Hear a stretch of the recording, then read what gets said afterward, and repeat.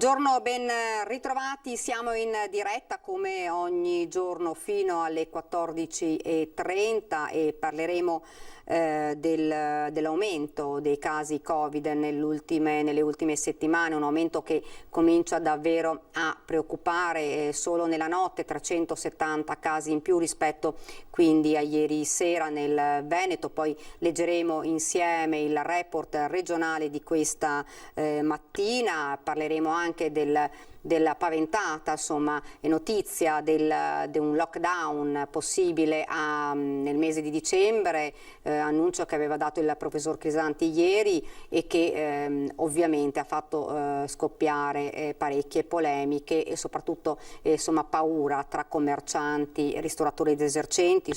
L'abbiamo detto più volte, non è possibile assolutamente tornare a un lockdown da un punto di vista economico, perché l'Italia, lo hanno sempre detto e ribadito, non potrebbe più rialzarsi. Ma parleremo anche di cronaca ed è proprio con questa che inizieremo questa diretta, la cronaca che arriva da Verona, perché un neonato è stato trovato poco dopo la mezzanotte abbandonato all'angolo di una strada di Verona. È successo nel quartiere di Golosine, il piccolo di circa un mese, come hanno riferito gli operatori sanitari del 118, è stato trasportato in ambulanza all'ospedale della donna e del bambino. È ricoverato ora in terapia intensiva, ma in buone condizioni di salute. È stato trovato da 2 agenti delle volanti della questura in pattuglia nella zona, che hanno allertato subito ovviamente il personale del SUAM 118 e sono state avviate anche le indagini per cercare di risalire all'identità della madre o chi ha abbandonato il neonato, ricordiamo un bambino di circa un mese.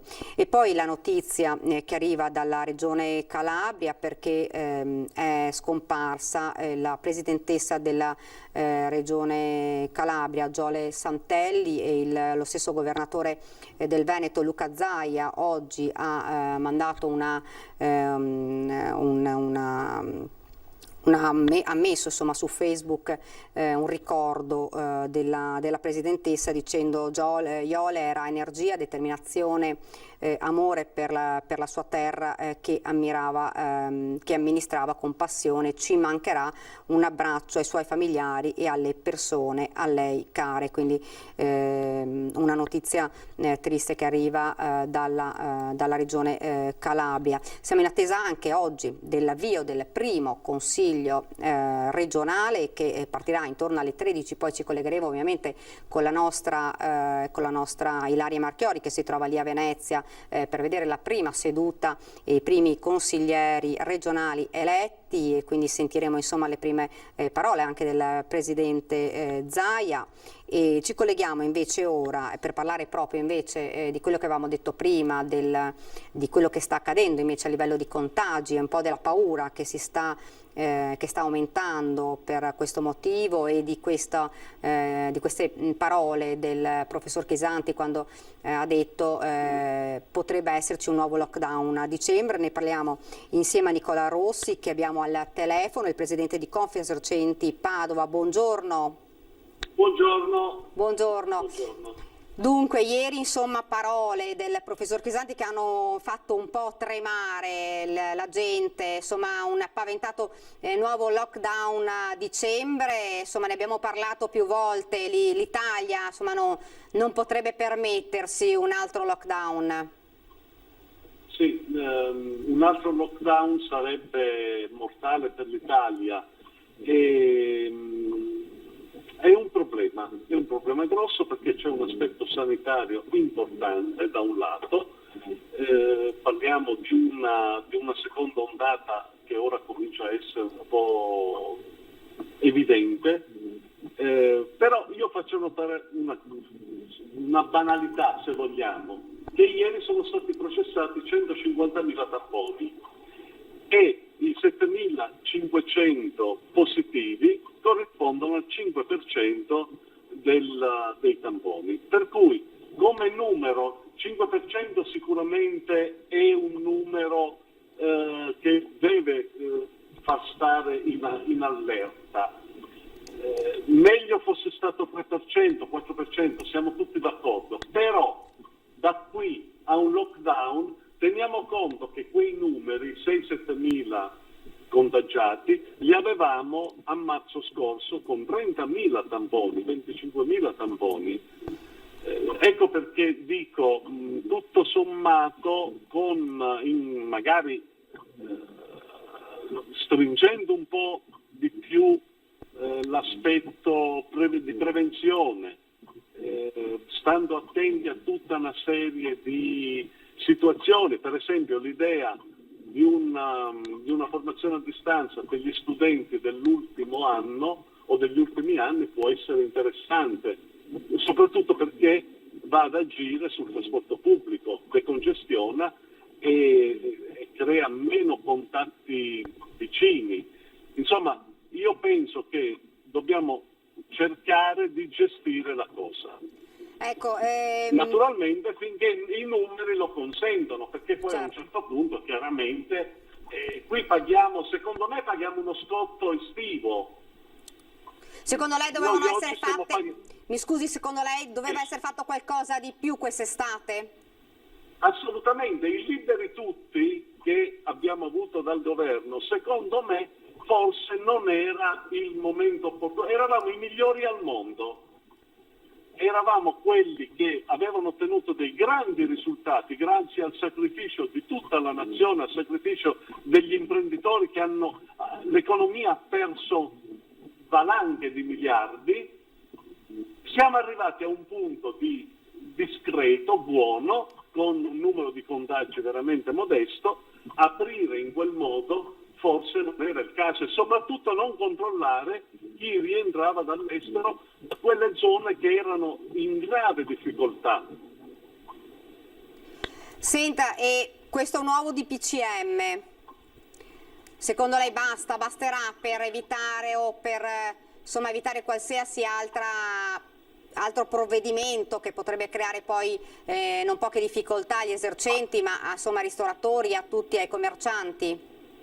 Assolutamente, siamo già in una situazione difficile, eventuali altri provvedimenti di restrizione potrebbero veramente decretare una chiusura, che già le chiusure purtroppo le prevediamo per fine anno e il primo trimestre del prossimo anno, ma una situazione magari generica può dare veramente dei risultati molto negativi. Lei in provincia di Padova più o meno ha qualche dato su possibili chiusure? Ma parliamo di rischio in questo momento, non c'è nessuna certezza, però certo. Il rischio è una forchetta tra il 20 e il 30% delle attività. E quando ha sentito le parole, poi le sentiremo magari nel prossimo servizio, le parole del professor Crisanti, che cosa ha pensato subito? Ma allora, intanto verso il professor Crisanti c'è grande stima e grande, su questo forse certi temi, tipo avanzare pensieri di lockdown, forse sarebbe meglio non esprimerli prima di aver verificato effettivamente l'assoluta necessità temporale. In questo momento magari possiamo tentare di evitarlo, possiamo lavorare per evitarlo. Credo che questo deve essere l'obiettivo, evitare qualsiasi lockdown. Questo è il vero. Certo che davanti a 18.000 casi, 20.000 casi, certo, come purtroppo stiamo vedendo in Francia, in Inghilterra e ora in Germania, che sono cresciuti intorno ai 7-8.000 casi, insomma è chiaro che poi saltano certi criteri e certi principi, però allo stato attuale il discorso secondo me è tentare di contenere i contagi il più possibile, stare in un range di un 4-5% sui tamponi, di percentuale sui tamponi. Avere una positività non superiore al 4-5%. Certo. Presidente, la ringrazio. Grazie. Grazie davvero, grazie buon lavoro. Grazie, arrivederci. Grazie. Salve. Ci spostiamo a Venezia, in attesa sempre dell'inizio del Consiglio regionale, vi ricordo alle ore 13, la prima seduta del Consiglio regionale, poi ci collegheremo con la nostra Ilaria Marchiori che si trova lì, però rimaniamo a Venezia perché oggi era prevista l'acqua alta e le operazioni di sollevamento del Mose, quindi è tornato in funzione il Mose a Venezia per tutelare la città dall'acqua alta, prevista a 130 centimetri, si sono concluse positivamente le paratoie secondo il centro mare del comune sono attive, se l'Adriatico sale in laguna l'acqua è stimata ad un livello tra i 60 e i 65 centimetri sul medio mare, nella vicina Chioggia, anch'essa protetta dal Mose, a causa del vento di Bora si registrano invece 15 centimetri di livello dell'acqua in più rispetto al centro di Venezia e dunque seguiremo poi questa vicenda, anche se sembra che stia andando tutto in maniera positiva con il funzionamento del Mose, poi ne parleremo con i nostri colleghi che si trovano proprio a Venezia. Fra l'altro a Venezia oggi c'è la prima seduta anche del Consiglio comunale. Io però vedo sullo schermo per noi da Vicenza la nostra Gabriella Basso. Gabriella, intanto buongiorno. Buongiorno a te da Vicenza, siamo qui nell'ospedale San Bortolo, nell'area malattie infettive, siamo nel tunnel dove sono in attesa le persone che devono fare il tampone oggi, che hanno prenotato il tampone o non l'hanno prenotato. Siamo qui perché proprio da oggi è stata attivata una nuova semi-intensiva, 10 posti letto sopra il reparto di malattie infettive. Già ci sono i primi pazienti, come già dicevamo altre volte, già la scorsa settimana il San Bortolo era in codice giallo, erano tutti preparati, già pronto anche il piano turni per infermieri e medici, proprio perché la situazione è in continua evoluzione e c'è ovviamente un aumento dei casi. Ecco. Tra l'altro proprio ieri la notizia che abbiamo dato anche nel nostro telegiornale della prima scuola che è stata chiusa in frazione di Valdagno a causa 4 insegnanti positivi al Covid, 3 alunni e anche un addetto del personale ATA. Chiusa l'intera scuola proprio perché gli insegnanti insegnavano in più classi e quindi per tutele, per prevenzione ovviamente tutta la scuola è stata chiusa in attesa ovviamente poi di fare i tamponi per tutte le persone e ovviamente i familiari di quelli che sono risultati positivi. Gabriella, sul discorso test rapidi nelle scuole, lì come sta andando?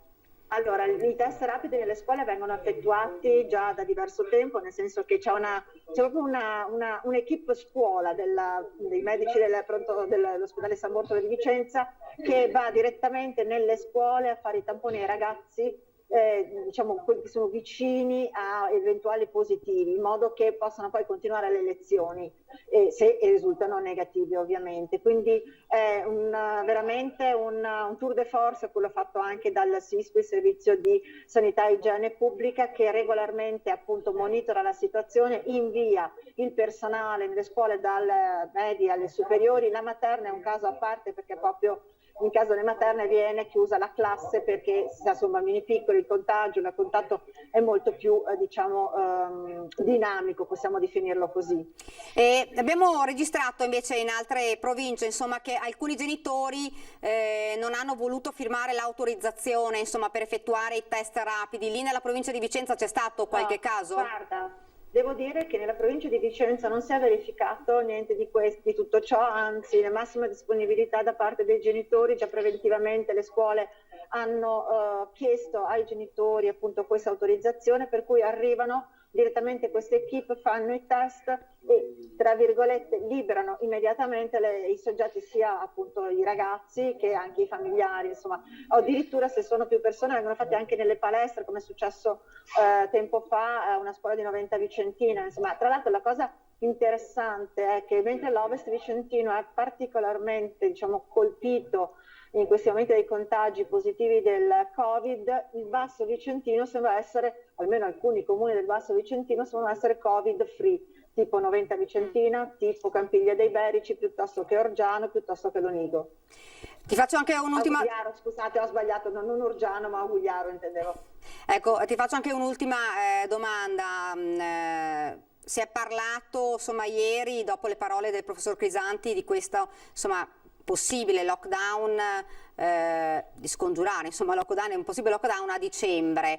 Come hanno preso insomma queste parole lì nel Vicentino? Abbiamo sentito prima il presidente della Confesercenti di Padova, insomma, che ha creato parecchio allarme e parecchia preoccupazione da parte ovviamente dei commercianti, ma di tutti. Sì, beh, certo c'è preoccupazione, l'idea di un possibile lockdown è veramente l'ultima spiaggia che nessuno vorrebbe ovviamente si verificasse. Da parte della gente però c'è più disponibilità, se questo serve a fermare il contagio, la scia dei positivi sarebbe anche favorevole. Più invece in crisi o comunque più i contrari ovviamente sono le categorie economiche, commercianti, esercenti, aziende, insomma, quindi per loro significherebbe proprio fermare l'attività, anche se sarebbe a Natale, quindi periodo di ferie se vogliamo anche per le aziende. Però si sa che è molto difficile poi ripartire quando si ferma la macchina. Per quanto riguarda invece il nuovo DPCM, tutto a posto, insomma, riescono insomma, i cittadini a tenere la mascherina durante il giorno. Sì. Abbiamo visto a Venezia ieri insomma, un caso di aggressione nei confronti purtroppo di una persona che invece non voleva tenere la mascherina durante il giorno. Lì ci sono stati casi particolari o insomma, è tutto abbastanza regolare, insomma, i cittadini rispettano. I vicentini sono molto ligi, hanno tutti la mascherina, sono tutti che si muovono, mantengono le distanze, diciamo, distanze sociali, c'è molta attenzione al riguardo e sul nuovo DPCM, come dicevi tu, sì, a parte diciamo che si sprecano un po' quelle che sono le vignette satiriche o i battuti, i commenti sul discorso di eventuali controlli ovviamente nelle case, nelle feste casalinghe. Da parte dei vicentini però c'è la coscienza che bisogna rispettare le regole e se questo è necessario, questo DPCM serve in qualche modo a rallentare la curva dei contagi, si deve fare. Grazie davvero Gabriella, grazie e buon lavoro. Grazie a voi, buon lavoro. Bene, avete sentito insomma da Vicenza insomma, la situazione è abbastanza regolare, la gente rispetta quelle che sono le norme che sono state dettate dal nuovo DPCM e l'appello poi lanciato più volte anche da noi, bisogna rispettare queste regole per evitare ancora il continuo aumentare dei contagi. Abbiamo visto 370 solo nella notte, poi vedremo insieme, leggeremo insieme il bollettino regionale di questa mattina. Però prima sentiamo di nuovo le parole del professor Crisanti di ieri che insomma hanno in qualche maniera fatto scoppiare una polemica. Nelle migliori delle ipotesi avverrà a Natale. Secondo il professor Crisanti il lockdown potrebbe arrivare anche prima, c'è solo un modo per convivere con il virus ed è quello di ridurre al minimo la trasmissione del contagio. Mascherine meglio se chirurgico, FPP2 e tracciamento dei contatti. Importante isolare più persone possibili. L'indicatore della situazione non è il numero dei contagi, ma è il numero di isolati rispetto ai contagi giornalieri. E questa è la misura dell'efficienza del sistema che abbiamo sul territorio per bloccare la trasmissione virale. Guardi, tipicamente una persona incontra 10-15 persone negli ultimi 5 giorni che dovrebbero essere messi in isolamento. Se lei vede quello che è successo ieri nel Veneto, abbiamo avuto 366 contagi, mi pare, e circa 650 isolati. Ora, se noi abbiamo 350 contagi, noi se avessimo un'efficienza del 100% avremmo dovuto mettere in isolamento 6.000 persone. Ora questo significa che noi stiamo mettendo in isolamento il 5% delle persone, lasciando in giro il 95% di possibili contatti, di cui alcuni sicuramente contagiati. Gli effetti del DPCM si vedranno tra 2 o 3 settimane, ma in Inghilterra, spiega Crisanti, le restrizioni e le chiusure anticipate dei locali non hanno dato i risultati sperati. Anche sul trasporto serve un aumento dei mezzi e dei controlli. Al momento l'unica soluzione, secondo Crisanti, è quella di organizzare al meglio la macchina dei tamponi. A questo punto servirebbe delle direttive chiarissime sull'uso dei test, perché c'è tantissima confusione, ognuno fa come gli pare e purtroppo questi test hanno delle prestazioni che non si adattano a ogni situazione e quindi guardi, il fatto di non aver pensato mesi fa a implementare un piano di sorveglianza attiva basato sull'incremento dei tamponi e sull'incremento delle persone sul territorio per fare tracciamento non si risolve né con i tamponi rapidi né con test fai da te, perché si rischia soltanto di creare situazioni ancora peggiori. Dunque avete sentito le parole del professor Crisanti, però ora torniamo alla cronaca e parliamo di maltempo che in queste ore insomma si è abbattuto un po' in tutto il Veneto, a Chioggia nel veneziano, un'ora di paura sottomarina attraversata questa mattina da un violento maltempo, pioggia intensa e raffiche fortissime di vento che hanno devastato il lungomare, una tromba d'aria che dopo il suo passaggio ha lasciato devastazione, moltissimi gli alberi sradicati e scoperchiate le tettoie, specie in alcuni parcheggi, con auto coinvolte e danneggiate. Anche sulla spiaggia i giochi dei bimbi sono stati travolti e distrutti, mentre le strade sono allagate. La pioggia ora si è fermata, ma i danni sono molto elevati. Questo è accaduto dunque a Sottomarina nel veneziano. Poi sentiremo ovviamente nel corso dei nostri telegiornali ulteriori notizie rispetto a questa tromba d'aria. Ricordiamo che si è abbattuta questa mattina a Sottomarina. Ed ancora cronaca con una vasta operazione della Polizia Postale in 16 province, coordinata dal Centro Nazionale Contrasto alla Pedopornografia Online del Servizio di Polizia Postale e delle Comunicazioni di Roma, disposta dalla Procura della Repubblica presso il Tribunale di Venezia nell'ambito del contrasto alla pedopornografia online. Perquisizioni, arresti e la denuncia di 16 persone, informa una nota, ritenuta responsabile di divulgazione, cessione e detenzione di immagini, video e foto pedopornografiche. Secondo le indagini della polizia, il materiale prodotto mediante lo sfruttamento sessuale di minori era scambiato su una piattaforma di messaggistica. Questo dunque la cronaca. Non so se abbiamo al telefono o via Skype in collegamento il nostro Filippo Fois, che si trova a Venezia, dove dovrebbe iniziare la prima seduta del Consiglio Comunale. Sì, buongiorno Daniela, buongiorno Filippo. ai nostri telespettatori. Siamo a Venezia, anche qui naturalmente c'è brutto tempo, fortunatamente le conseguenze non sono state come quelle di Chioggia, anzi non so se ne avete già parlato, ma questa è stata la seconda giornata in cui si sono alzate le paratie del Mose. Il centro marea aveva previsto una punta massima di acqua alta di 135 centimetri, che diciamo non è altissima, ma insomma è sufficiente per recare qualche disagio alla città. Ebbene, le paratie del Mose si sono alzate per la seconda volta e la città è rimasta all'asciutto, a parte chiaramente l'acqua che cadeva dal cielo. Si è trattato, se vogliamo, di una prova ancora più importante della prima, perché questa è stata condotta in una situazione meteorologica più sfavorevole rispetto alla precedente, quindi con un forte vento, con delle forti correnti.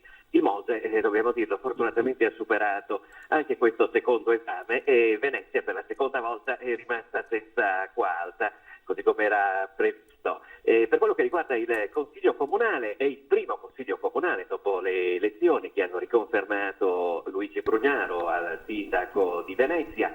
È stato convocato per le ore 14, naturalmente le misure anti-Covid sono strettissime, non è consentito l'accesso alle persone, ai cittadini che dovranno seguirlo chiaramente via streaming. Anche per noi giornalisti è stato consegnato una serie di istruzioni veramente molto molto severe. Pensate che si può entrare in 4 alla volta e a rotazione tra i giornalisti e non si può rimanere per più di 10 minuti in un'area delimitata da standiplex e separata dal resto del Consiglio Comunale e dal resto degli uffici del Palazzo. Sto proprio leggendo le istruzioni che ci sono state consegnate.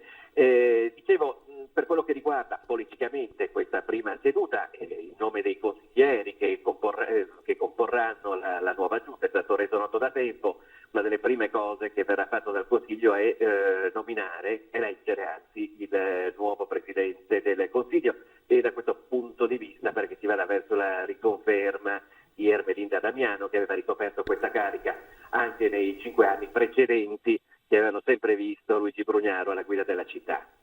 Daniela. Grazie davvero Filippo, grazie, buon lavoro. Grazie a voi, a presto. Dunque, prima di andare in pubblicità vorrei farvi vedere le foto, ne abbiamo parlato prima, della tromba d'aria che si è abbattuta, guardate che si è abbattuta a Sottomarina e Chioggia, immagini che fanno davvero paura.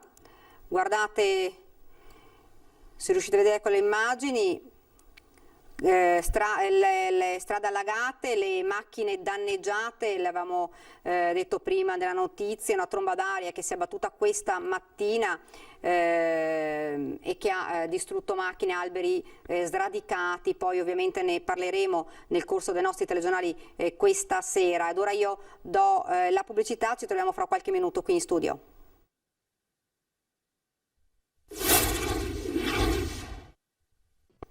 Siamo tornati nuovamente in studio, siamo in diretta. Prima di collegarci con Venezia vi presento subito l'ospite che è qui con me questa mattina, il dottor Francesco Benazzi, direttore generale dell'ULSS 2 Marca Trevigiana. Buongiorno. Buongiorno a lei e a tutti gli ascoltatori. Ed ora ci colleghiamo però immediatamente con Venezia, dove c'è la prima seduta del Consiglio regionale con la nostra Ilaria Marchiori. A te Ilaria. Sì, buongiorno Daniela, buongiorno a tutti i nostri telespettatori. Ci troviamo qui nella sede del Consiglio regionale a Venezia, dove il presidente uscente Roberto Ciambetti ha convocato il neoconsiglio eletto per eleggere oggi il nuovo presidente, i 2 vicepresidenti e i consiglieri segretari. Una cosa che è importante sottolineare, è stato proprio voluto fortemente, tutte le persone convocate qui oggi, quindi consiglieri, stampa, personale, hanno effettuato il tampone qualche giorno fa, alcuni ieri, alcuni il giorno precedente, proprio per poter essere maggiormente tranquilli oggi e poter rimanere qui in sicurezza, perché naturalmente qui è potuto entrare solamente chi ha avuto un esito negativo. Per quanto riguarda invece il Consiglio regionale, come prevede lo Statuto, l'Assemblea di oggi provvederà a eleggere lo scrutinio segreto del nuovo presidente a maggioranza di 2/3 dei componenti, e qualora nelle prime 2 votazioni non fosse possibile raggiungere il quorum dei 2/3, il presidente sarà eletto a maggioranza assoluta. Naturalmente c'è grande attesa per sapere chi sarà il nuovo presidente del Consiglio regionale del Veneto. Tutto inizierà a brevissimo, ovvero alle ore 13. Ancora seguiranno poi, sempre a scrutinio segreto, l'elezione dei 2 vicepresidenti, uno elencato dalla maggioranza, uno dall'opposizione, e poi in analogia anche i consiglieri segretari. Dunque questo in sintesi quello che accadrà a brevissimo qui nel Consiglio regionale del Veneto. A partire dalle ore 13 vedremo molti voti già conosciuti, però anche volti nuoti della politica, volti giovani, ci sono anche delle figure molto giovani che quindi daranno una verve in più alla presenza in Consiglio regionale, e qualcuno purtroppo rispetto al precedente Consiglio non ci sarà, perché appunto o non si è ricandidato o non ha ottenuto i voti e le preferenze necessarie. Dunque queste per il momento tutte le novità dal Consiglio regionale del Veneto, per cui se non ci sono altre domande dallo studio io restituisco la linea. Grazie davvero Ilaria. Ovviamente se dovessi avere ulteriori notizie potresti chiamarci quando vuoi. Grazie Ilaria, buon lavoro. Dottor Benazzi, sto leggendo ancora una giornata nera, qua dicono, per i numeri del Covid in Veneto, con 600 nuovi positivi. Ieri erano più 657, che portano il dato complessivo dall'inizio dell'epidemia a 33.573. Numeri che fanno preoccupare, che fanno pensare, però si è sempre detto molti di questi sono asintomatici. Diciamo pure che quasi il 92%, 93% sono asintomatici, e anche il rimanente, salvo casi di persone anziane che hanno altre patologie, continuo a ribadire, patologie molto importanti alle quali si associa il Covid, perché bisogna stare molto attenti. E diciamo l'altra parte, l'altro 6, 7, 8% è paucisintomatico, quindi ha una lieve febbricola, ha un po' di tosse, ecco, non abbiamo interessamenti polmonari, quindi per capirsi casi importanti, per esempio da noi ancora non li abbiamo e noi speriamo, ecco, di non averli mai in terapie intensive, dove ovviamente c'è un coinvolgimento con una polmonite bilaterale, eccetera. Quindi ancora diciamo pure il virus è sotto controllo, tant'è che non andrei a creare allarmismi, ma solo dare raccomandazioni alle persone. Quello che ci diciamo sempre: è più importante il distanziamento, l'uso della mascherina, evitare luoghi affollati. Questo interessa più che qualsiasi altro allarmismo o paventare lockdown futuri che non portano a niente se non creare panico tra la gente, perché il nostro compito è sì di dire la verità, cosa che facciamo, tanto che il Veneto ha adottato questa grande trasparenza di uscire con 2 bollettini, addirittura neanche con uno, con 2 bollettini al giorno, dicendo ai veneti e alla gente: guardate, questi sono i casi, però anche con la medesima trasparenza, come dice giustamente il professor Palù e anche il dottor Rigoli, in estrema trasparenza il virus è attenuato, cioè c'è meno virulenza rispetto a quel virus che noi ricordavamo qualche mese fa. Test rapidi nelle scuole, abbiamo sentito insomma alcuni genitori non hanno voluto dare l'autorizzazione. Cosa può accadere in questo caso? Cioè, qualora non potessero fare a questo punto il test a questi bambini? Io sono molto tranchant, cioè molto netto, nel momento in cui non accettano di fare il test, ed è una loro ovviamente scelta personale, ed è giusto sia così, essendo minori chiaramente vengono messi in isolamento e considerati come positivi. Questo è chiaro, perché non possiamo permetterci di lasciare in classe una persona che magari è risultata positiva, perché lei, come lei ben sa, con le nuove linee guida avallate dal Ministero, eccetera, e nel momento in cui in una classe abbiamo oltre un positivo, quindi 2 persone positive, noi comunque mettiamo in quarantena la classe e comunque andiamo a fare il contact tracing, cioè andiamo a vedere i contatti che queste persone hanno avuto. Si aspettava che alcuni genitori, per non parliamo di tanti ovviamente, di alcuni genitori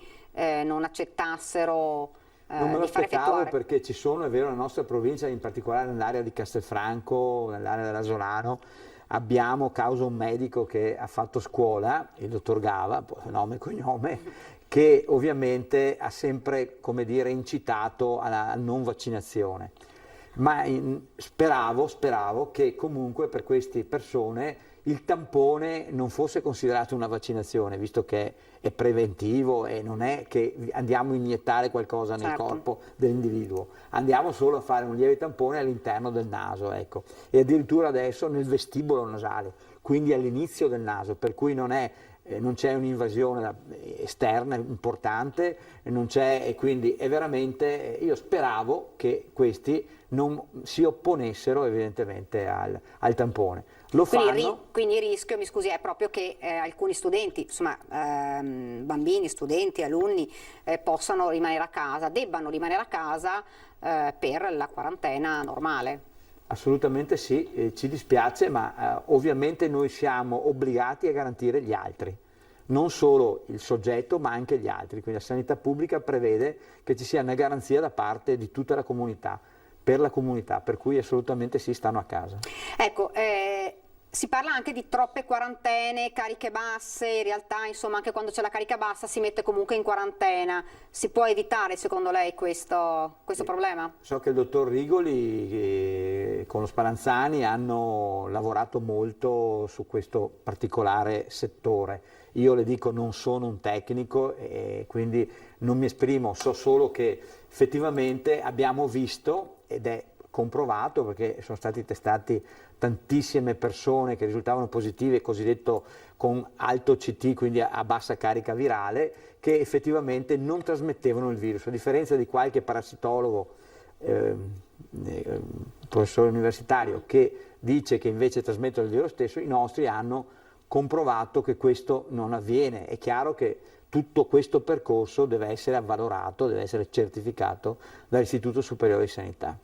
Ecco, invece argomento che sta facendo discutere non poco purtroppo sono le dichiarazioni fatte dal professor Crisanti, che diceva insomma potrebbe esserci un nuovo lockdown a Natale. Questo ha portato davvero una tensione ovviamente fra commercianti, esercenti, perché insomma la situazione già è abbastanza difficoltosa. Secondo lei c'è questo pericolo? Guardi, io non ho mai amato le persone che gufano contro, no? Nel senso che io sono uno che vede il bicchiere per mia natura sempre mezzo pieno e non mezzo vuoto, per cui non mi addentro nelle valutazioni, come dico, che qualche parassitologo, professore universitario fa, perché non è di mia competenza. Sicuramente posso dire però due cose. La prima è questa: continuo a ribadire distanziamento, mascherine eccetera, noi andiamo veramente a prevenire. La seconda cosa importante è la vaccinazione antinfluenzale, perché se noi facciamo la vaccinazione antinfluenzale, utilizziamo, come abbiamo fatto in quei 3 mesi dove siamo stati bravissimi, perché il Veneto si è salvato anche grazie alle capacità che hanno avuto i veneti di rimanere in casa, di utilizzare i dispositivi, continuiamo a farlo e magari ci aiuta anche l'inverno, perché è più facile portare una mascherina d'inverno, certo, che sicuramente col caldo d'estate che si suda. Io credo che insomma quella situazione così drammatica di sterilità sia lontana dalla nostra visione. Però le dico, io non sono un esperto, dico solo che sono una persona che vede positivo e vuole vedere positivo. Molto il nostro destino, in questo caso più che mai, lo scriviamo noi con i nostri comportamenti.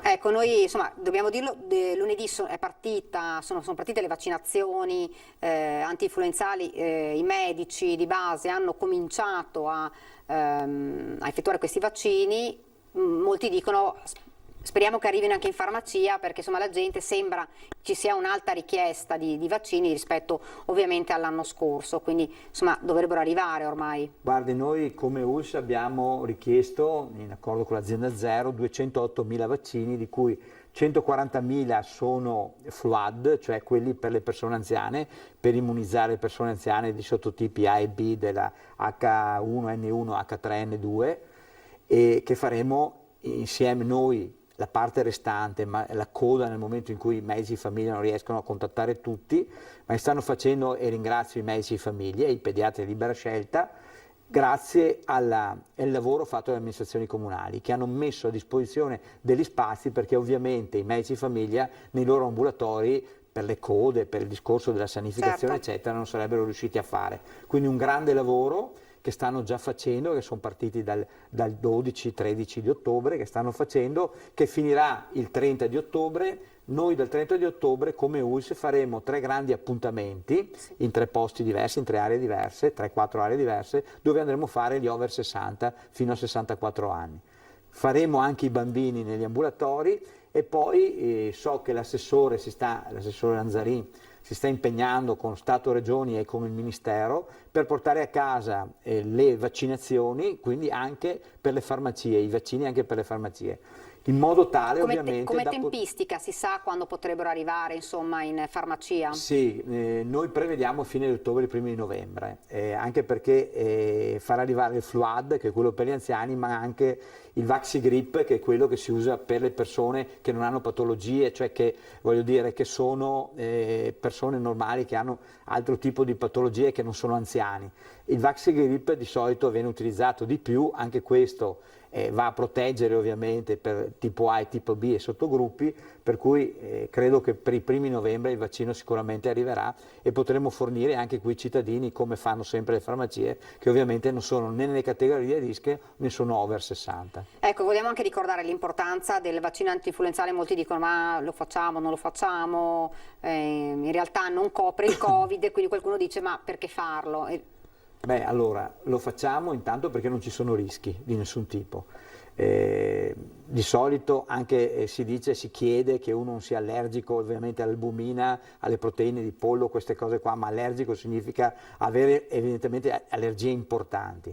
Va a immunizzare velocemente in 2-3 settimane la persona contro l'influenza e sicuramente questo ci aiuta a differenziare con il Covid-19. Perché? Perché i sintomi iniziali sono pressoché uguali. Quindi febbricola, mal di gola, tosse, raffreddore.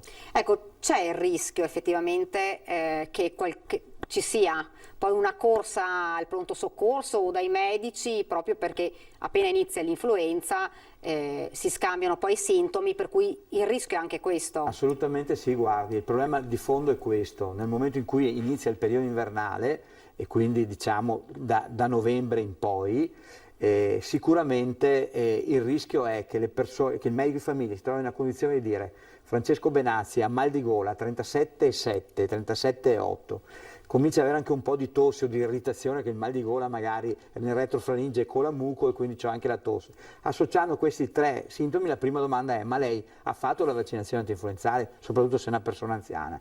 Risponde: no dottore, non ho avuto tempo, non sono andato, non lo faccio mai. E allora a questo punto deve mandarlo subito a fare un tampone, perché voglio capire che non sia Covid. Se invece uno dice ho la febbricola eccetera e ha fatto la vaccinazione antinfluenzale, la possibilità che sia Covid è molto elevata, per cui lei va subito a fare il tampone e poi vediamo, la mettiamo in contatto con l'igiene pubblica e vediamo se facciamo a casa contumaciale, un ricovero in abitazione contumaciale di 40 giorni, seguito magari dal medico di famiglia o da noi, dalle nostre malattie infettive, se comincia a manifestarsi, o addirittura ricoverarsi nel momento in cui possa salire la febbre e avere altri sintomi importanti. Ecco, il ridurre la quarantena da 14 a 10 giorni, secondo lei? È sicuramente corretto e dimostra sempre di più che quello che diceva Rigoli, il dottor Rigoli, viene avvalorato dal Ministero, perché se noi dobbiamo seguire quello che dice qualcuno che guffa, dovevamo lasciare i 14 giorni, invece è dimostrato che non avendo una grande carica, questo virus, l'attuale virus, riesce ad azzerarsi in 10 giorni. Dimostrato dal Ministero, chiaramente tamponi di controllo, oppure anche uno che ha i sintomi, ma che 3 giorni prima di essere sdoganato non li manifesta più. Quindi significa che anche l'Istituto Superiore di Sanità e il Ministero ha valorato il fatto che il tampone è rapido, ma soprattutto il fatto che la virulenza è inferiore sostanzialmente a qualche mese fa, perché riduce i tempi ovviamente di quarantena. Ecco, tamponi invece si continuano a fare, tante le richieste delle persone, insomma. Guardi, io ho un dato che fino ad oggi ai punti Covid noi siamo arrivati a 78.371 tamponi, quindi sì, si continuano a fare. I medici famiglia con DEMA e i pediatri con DEMA, cioè con ricetta dematerializzata, mandano ai punti Covid. Abbiamo persone che rientrano al lavoro, a cui facciamo ovviamente il tampone, non quello veloce, ma facciamo l'altro, il tampone classico, per poterli rimettere al lavoro. Sì, c'è un grande lavoro, stiamo pensando di potenziare, come ho già detto, l'area sud di Treviso, dove manca effettivamente un punto Covid point, per capirsi, un drive-in, e per cui riusciremo, stiamo un po' organizzando. Avevamo definito un'area, poi i proprietari dell'area ci hanno detto no, perché voi portate il Covid e non siamo più d'accordo. Ma volevo spiegare, l'ho anche spiegato ai proprietari dell'area, che non è così, perché la gente arriva in macchina, fa il tampone e va via, non è che lo portiamo, ecco, però alla fine c'è paura. Abbiamo dovuto spostare, quella non è passata. Non è passata. Ecco, però la cosa che volevo anche, insomma, volevamo parlare con lei era del fatto che adesso c'è anche la mania del disinfettare qualsiasi cosa, a parte le mani, che quelle sono assolutamente fondamentali, ma le superfici, perché uno dice ma se uno tocca prima io tocco dopo e prendo il Covid, è così? Allora guardi, ci sono anche delle linee guida che parlano di 2 ore, 1 ora, 2 ore, a seconda della tipologia di superficie. Ma lo dico perché conviene sicuramente, soprattutto in un periodo invernale dove lo starnuto è facile, dove chiaramente il lavaggio delle mani, e perché no, ci sono quelle salviette detergenti che non serve che siano con alcol 70 come prevede eccetera, una pulizia della superficie prima ovviamente di fare vale la pena di farla, ma anche perché poi con le mani noi tocchiamo e poi le portiamo il naso e portiamo la bocca. È vero che se io sto toccando questa superficie, quando esco qua da lei passo col gel e sono a posto, ecco, voglio dire, però noi abbiamo sanificato comunque. Sì, lo so, no, ma era come dire, se io vado all'esterno, vado in un bar, anche i bar dovrebbero sanificare qualsiasi situazione commerciale. Anche al supermercato. Certo, difatti si vede, e sono molto controllati, per cui c'è questa grande tranquillità dal mio punto di vista, non sono così gufo così da pensare, ecco, a questa invasione di virus. Il virus rispetto a marzo, aprile l'anno scorso, cioè ha perso un po' il... sicuramente il proprio potere, insomma. Sì, l'R con T lo troviamo ancora elevato, ma voglio dire è un calcolo che si fa statistico che non tiene conto solo del numero di persone ovviamente contattate con tampone e quante di queste sono risultate positive o sono in isolamento, non tenendo conto invece della cosa importantissima che è quella delle terapie intensive e subintensive, perché di questo non viene tenuto conto. Quando qualcuno dice che per un positivo ci sono 15 voglio dire, persone che sono potenzialmente positive, lo poteva dire qualche mese fa. Io credo che con difficoltà possa dire queste cose, perché effettivamente è dimostrato da Rigoli che alla fine se c'è un positivo ne troviamo forse 2 di positivi, ma gli altri sono negativi, o quei 2 positivi che troviamo hanno una carica virale molto bassa. Una delle spettatrici, adesso stavo leggendo, ci chiede dell'app Immuni del Veneto. Non è ancora partita, molti si sono iscritti, ma c'è stata la polemica insomma ieri. Cosa pensa lei? Guardi, io intanto penso che ovviamente credo che il Veneto adesso si stia orientando per parlare col Ministero per registrare nei depositari, perché è una registrazione nazionale dove una persona entra dentro, si iscrive e poi deve mandare l'allert ovviamente alle varie ULS, le quali lo vanno a registrare, e poi questo diventa un meccanismo come dire, di contact tracing fatto tramite il telefonino.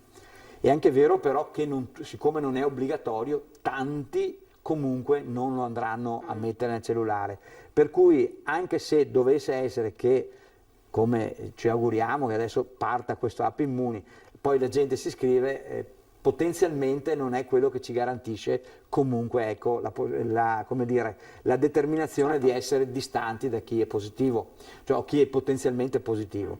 Però è anche vero che se rimane questa situazione, lei sa come abbiamo più volte detto, che sono persone asintomatiche con bassa carica virale che decisamente per essere contagianti devono essere ravvicinati a distanza di pochi centimetri.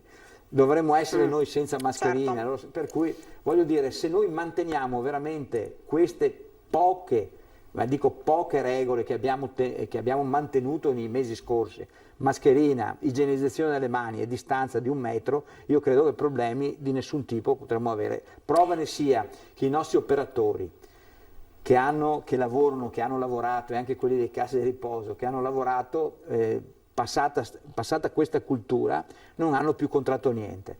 Ci siamo un po', come dire, si diceva da militare, sbragati, allargati, no? Con l'estate, ma è anche normale, e guarda caso chi ha portato il virus dentro nelle case di riposo? Gli operatori.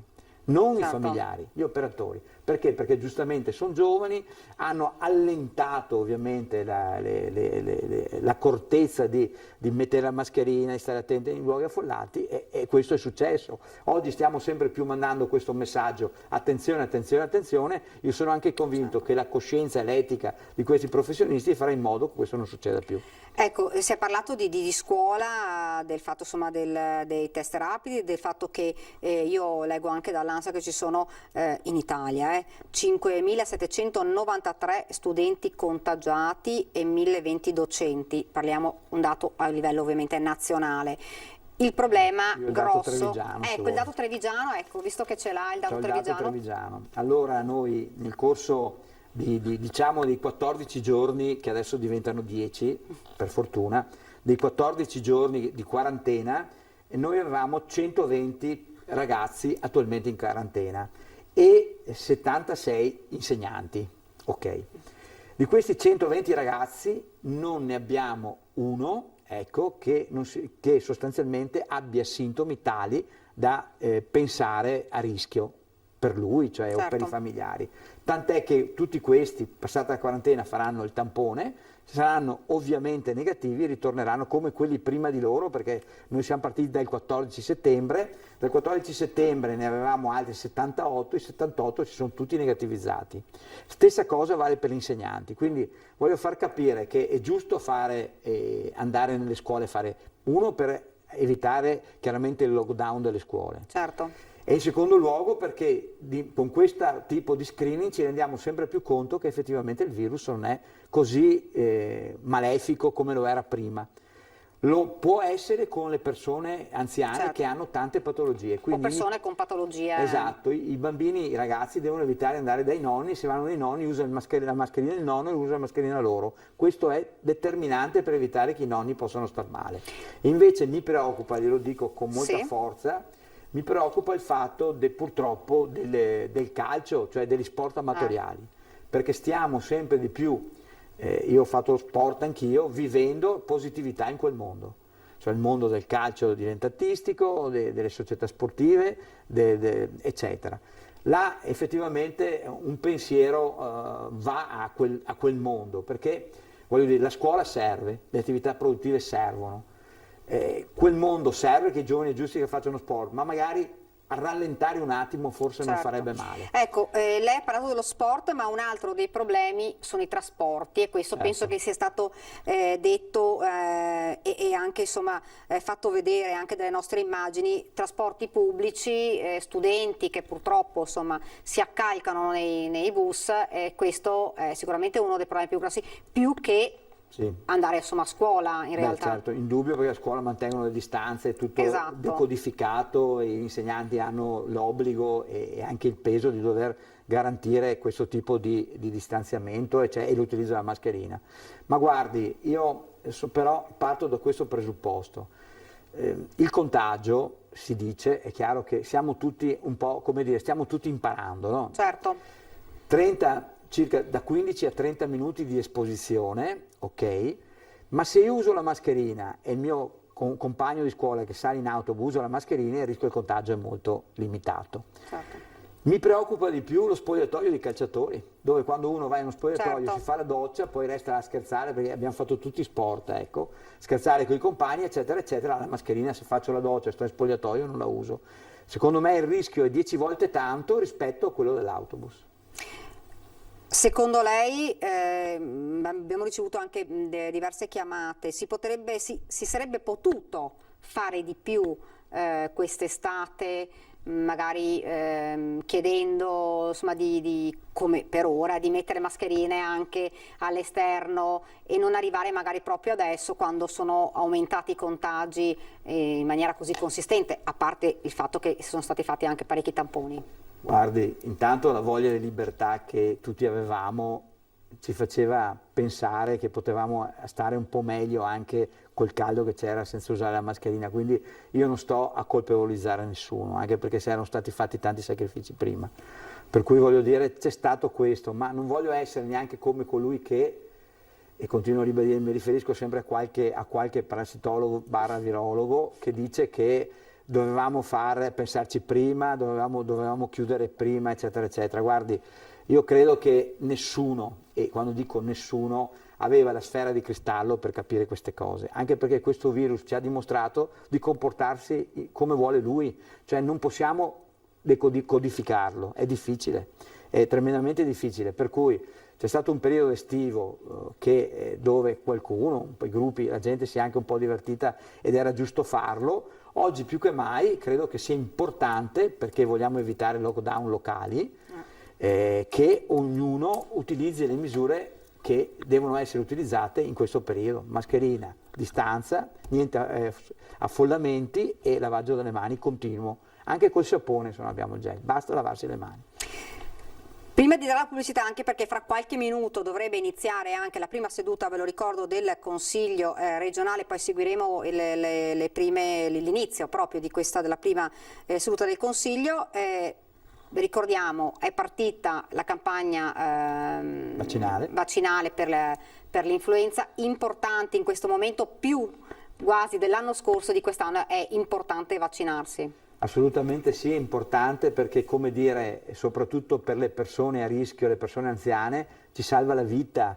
Il vaccinarsi ci aiuta a che non ci siano sovrapposizioni di due infezioni, l'influenza e il Covid, quindi vaccinatevi, perché questo ci aiuta a lavorare meglio noi della sanità, aiutarvi meglio nel momento in cui ci sia il Covid, ma soprattutto fare in modo che non ci sia la sovrapposizione di due virus che sarebbero effettivamente difficili da debellare messi insieme. Ecco, a maggior ragione vaccinarsi tutti, ma a maggior ragione insomma le persone che hanno patologie o persone sicuramente anziane. Grazie. Grazie a voi, grazie a lei. Grazie, io do la pubblicità, ringrazio il dottor Benazzi per essere stato con noi, per aver spiegato questo, do la pubblicità, poi ci vediamo perché inizia la seduta del Consiglio regionale. Pubblicità.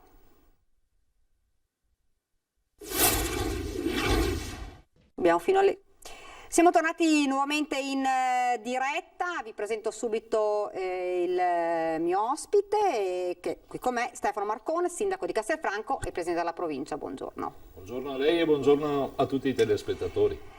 Speriamo che si colleghi con noi la nostra Ilaria Marchiori. Sapete che dovrebbe iniziare fra pochi minuti, ma è stata sospesa, lo leggo adesso, la prima seduta del Consiglio regionale, quindi vedremo insomma l'inizio di questa seduta, e intanto però parliamo con il Presidente. Intanto, come sindaco, ieri presentazione insomma ufficiale della nuova squadra, e il vice sindaco è una donna. Sì, abbiamo avuto un cambiamento, un po' anche di continuità, insomma ho cercato di trovare un equilibrio tra le nuove risorse e le nuove energie che si sono messe a disposizione a fianco del sottoscritto per governare Castelfranco Veneto nel prossimo quinquennio, e un po' di continuità perché reputo che l'esperienza aiuti a sbagliare meno.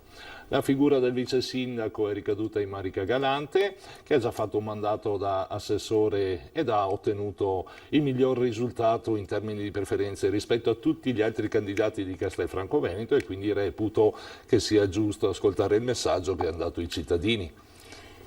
Anche 3 new entry e soprattutto ci sono anche giovani all'interno della squadra. Sì, si parla sempre di giovani, si parla di ricambio, anche se devo dire che noi e ribadisco come il Movimento Lega, piuttosto che la compagine di governo oppure ciò che amministro, si rinnova ogni volta, non vi è mai continuità pari tout court, c'è sempre un po' di rinnovamento, anche perché questo consente di formare nuova classe dirigente, di valorizzare alcune competenze specifiche che i giovani portano con sé, quindi ho inserito delle figure qualificate e dalle quali ho anche aspettative insomma alte per certi aspetti, perché il mondo dei giovani è quello a cui tutti fanno riferimento, a quello a cui tutti parlano, e poi magari invece insomma le porte vengono chiuse. Noi no. Io no, insomma ho deciso di dare un'opportunità, mi riferisco nello specifico al neo assessore al bilancio Stefania Guidolin, che è laureata in gestione di aziende, in gestione aziendale, una laurea magistrale, ha fatto diversi master, ha una tesi anche sulla gestione del territorio, e quindi secondo me aveva tutte le caratteristiche per poter portare un contributo positivo alla nuova compagine di governo. Ecco, mi scusi, Sindaco, stavamo guardando anche adesso nella pagina del Consiglio regionale, la seduta è stata sospesa, aspettiamo insomma che inizi la seduta per poi vedere insomma l'inizio di della prima seduta del Consiglio regionale.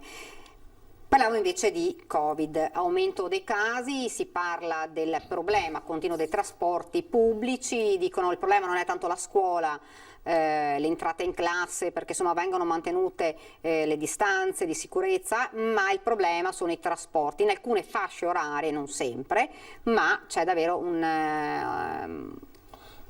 Capisco. Abbiamo fatto un tavolo ieri assieme al Ministero dei Trasporti per discutere di questo problema a livello nazionale, in virtù del ruolo che ricopro come vicepresidente dell'Unione delle Province Italiane. Ho partecipato. E che cosa emerge? Innanzitutto bisogna sfatare un po' la leggenda che il trasporto scolastico equivale a un tore. Non è così. Le percentuali di capienza all'80% e i protocolli Covid consentono al Veneto di dare una risposta buona in termini di servizio di trasporto, e credo che la dimostrazione sia nel fatto che non si sentono grandi lamentele. Certo non è perfetto, e bisogna in qualche modo intervenire. Noi abbiamo sfruttato, intendo come provincia di Treviso, tutte le opportunità che ci sono state date dalla norma e quindi il coinvolgimento dei privati, e per darle dei numeri, noi avevamo prima degli accordi con i privati nella misura del 20%, siamo saliti al 35% di subaffido ai trasportatori privati. E ci sono alcune questioni puntuali che però passano per una riorganizzazione scolastica o degli orari scolastici. Lì credo sia l'unico ambito in cui si possa intervenire per non mettere in crisi totalmente il sistema, perché scendere sotto all'80% significa andare a didattica a distanza piuttosto che altro, insomma. Io prima, mi scusi Presidente, ho visto delle immagini, se riusciamo a riproporla, eccolo qua, del Consiglio regionale, lo vedete, seduta che è ancora tuttora sospesa, vedete le immagini all'interno della prima seduta del Consiglio regionale. Forse riusciamo anche a sentire... Consigliere Claudio Senigallia. Ecco. Per 2 legislature consigliere regionale, vicepresidente della prima commissione, grande esperto di sanità oltre che di sociale. Capace di conciliare la sua dimensione di fede cristiana con l'impegno laico in politica e nella pubblica amministrazione. Esponente di spicco del cattolicesimo democratico veneto, ispirato dal pensiero sociale della Chiesa, uomo delle istituzioni e membro del Partito Democratico, di cui fu uno dei primi punti di riferimento nel Padovano, oltre che nella nostra regione, in un impegno che lo vide formarsi nell'azione cattolica prima di approdare nella Democrazia Cristiana e quindi nella Margherita. Figura chiave della minoranza a Palazzo Ferrofini, ma soprattutto un galantuomo. Io che l'ho conosciuto assieme a quanti con lui in quest'Aula hanno condiviso tanti momenti, lo ricordo per la competenza e l'intelligenza. Alla sua famiglia, ai suoi amici e ai suoi colleghi di partito il nostro personale cordoglio.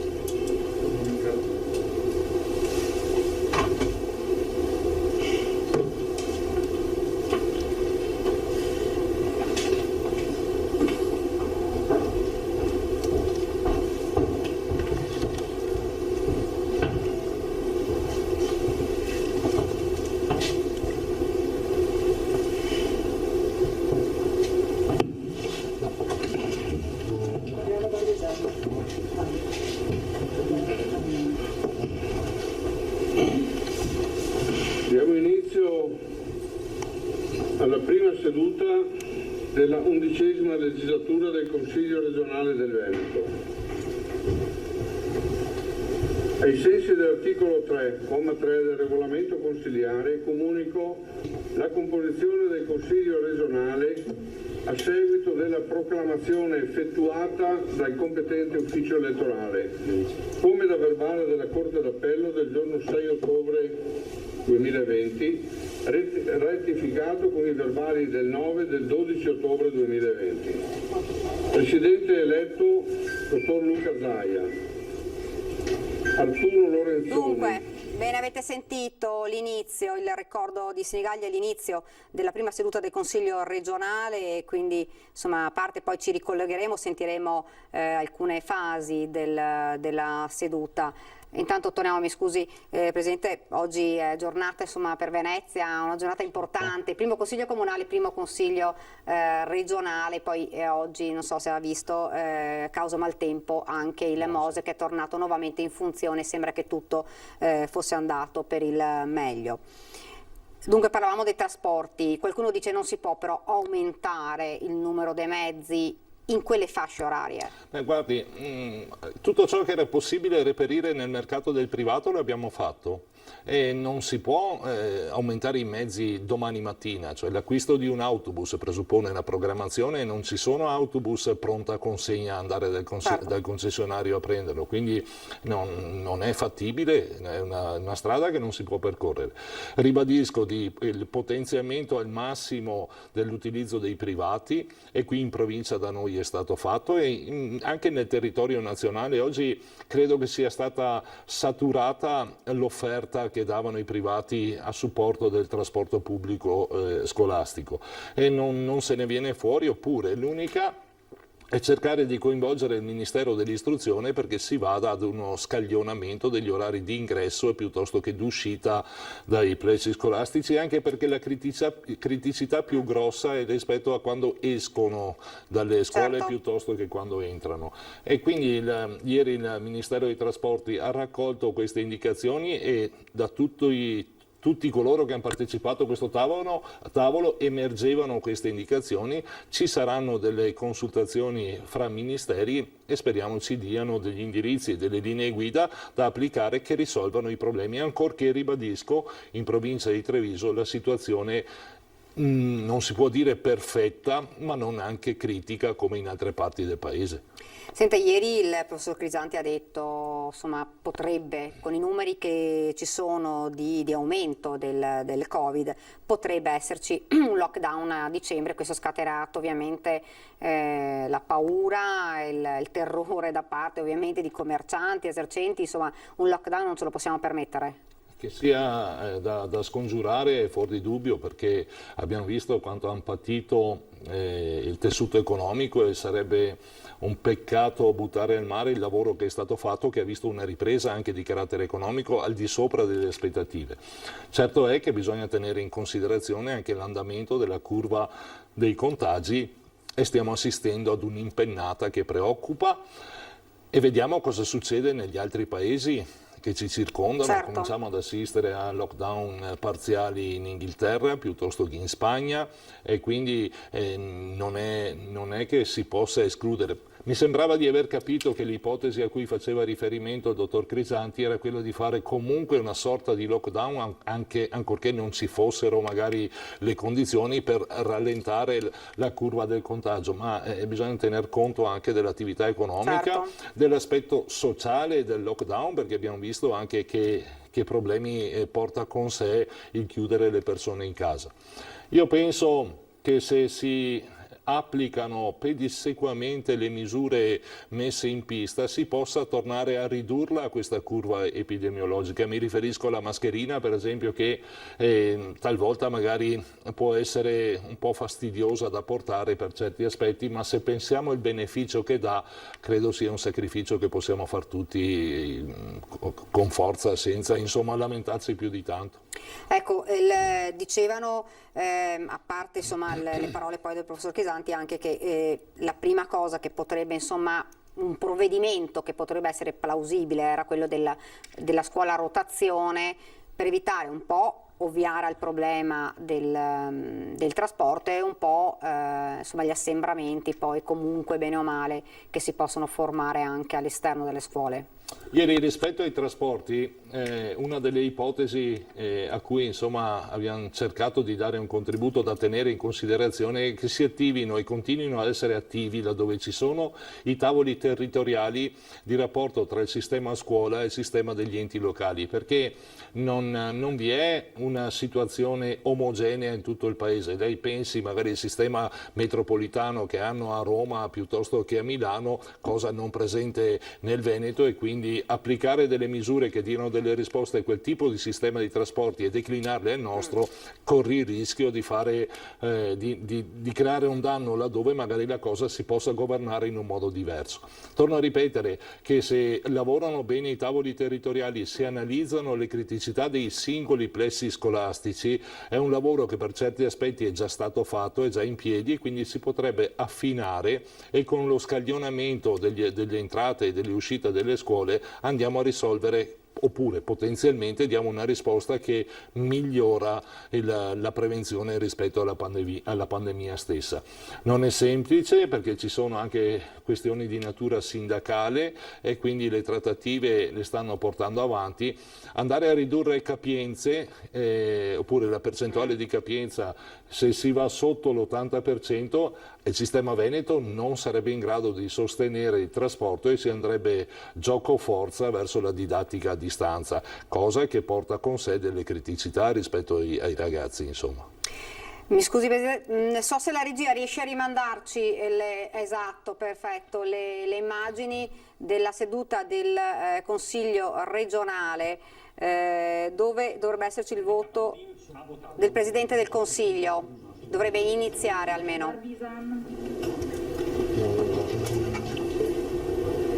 A quel punto che visto formato un segnale perché canale 1 su una cassa. Diciamo canale 1 non sta parlando. Barbisan ha votato. Canale 1. Bet. E a quel punto ti metto solo un'immagine dopo. Roberto Bet ha votato. Bigon. Ok, ciao.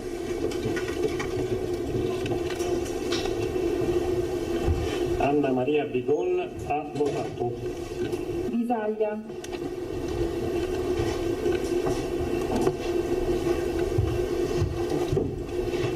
Simona Bisaglia ha votato. Veron. Dunque vedete la votazione in questo momento.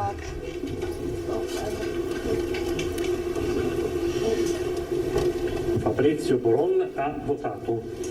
Bottacin.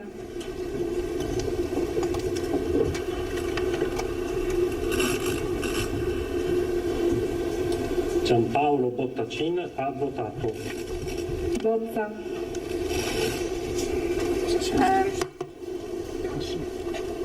Grazie, torniamo anche fra pochi minuti perché c'è la votazione del Presidente, quindi sentiamo quindi la nomina poi del Presidente, stanno votando, lo avete visto, uno a uno tutti i consiglieri e ci ricolleghiamo con la seduta del Consiglio fra pochissimi minuti, teniamo sott'occhio insomma le votazioni.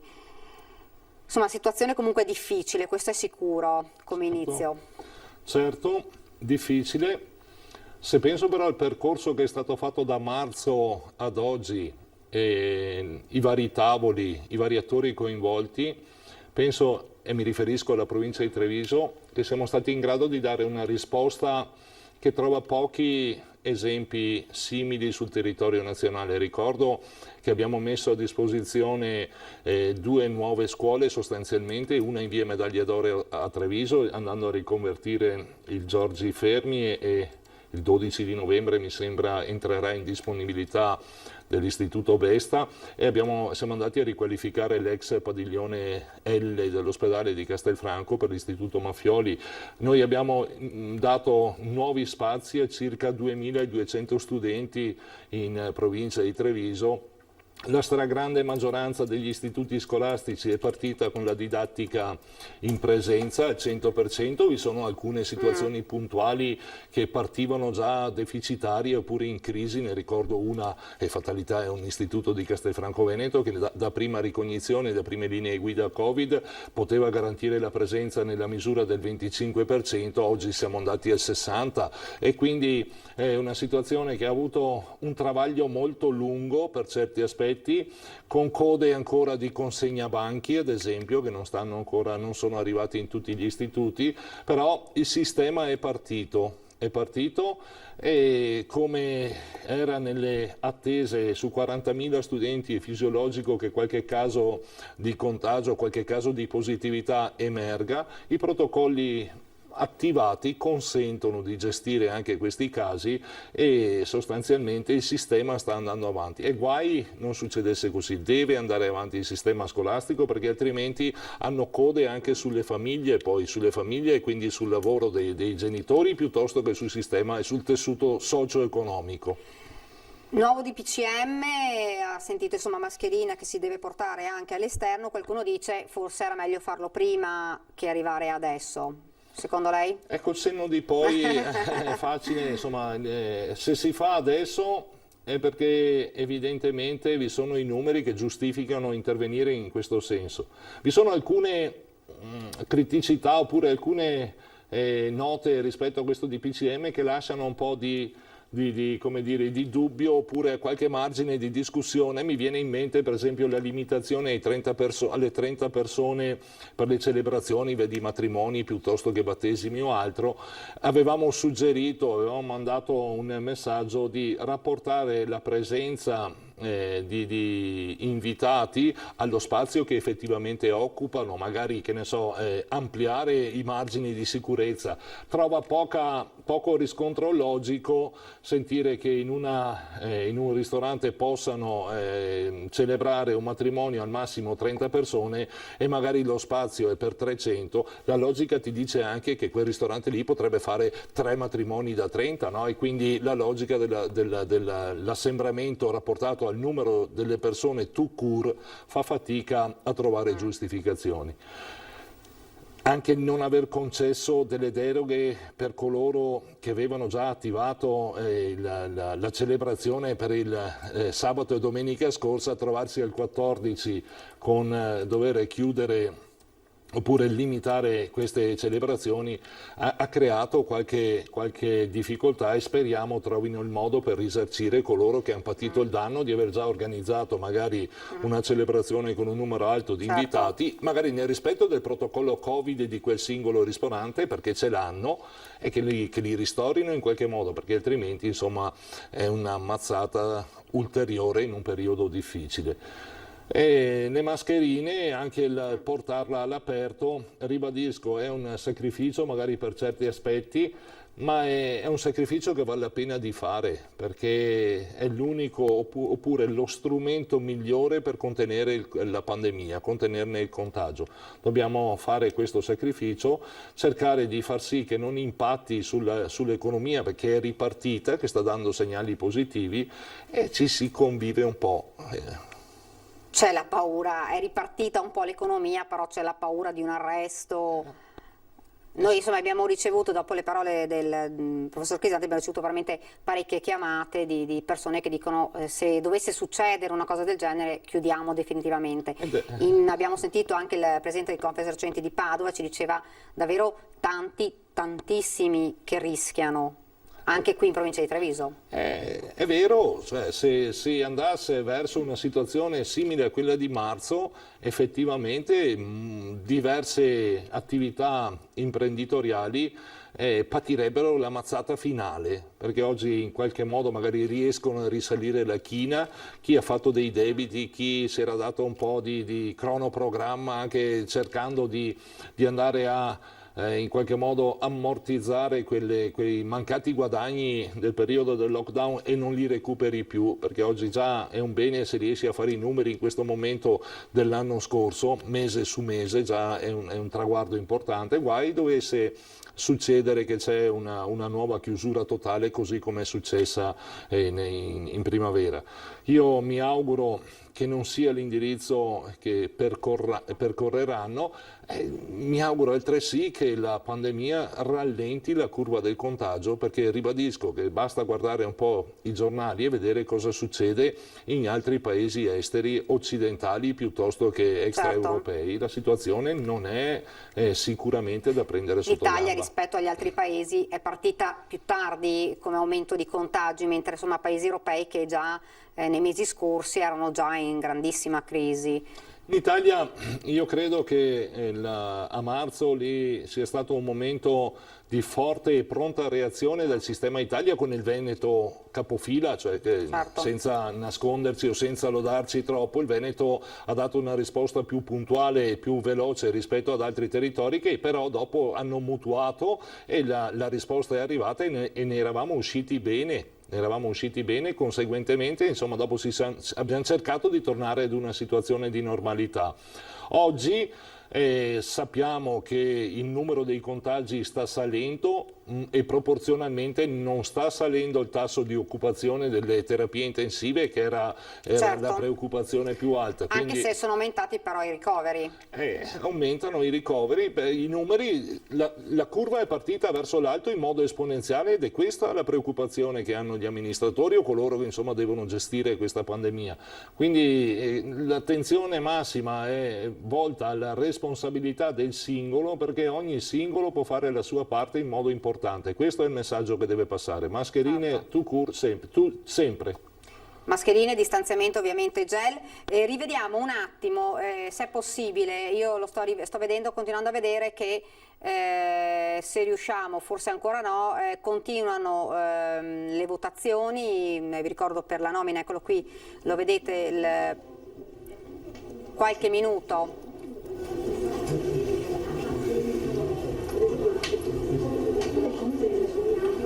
Francesca Scatto ha votato. Soranzo.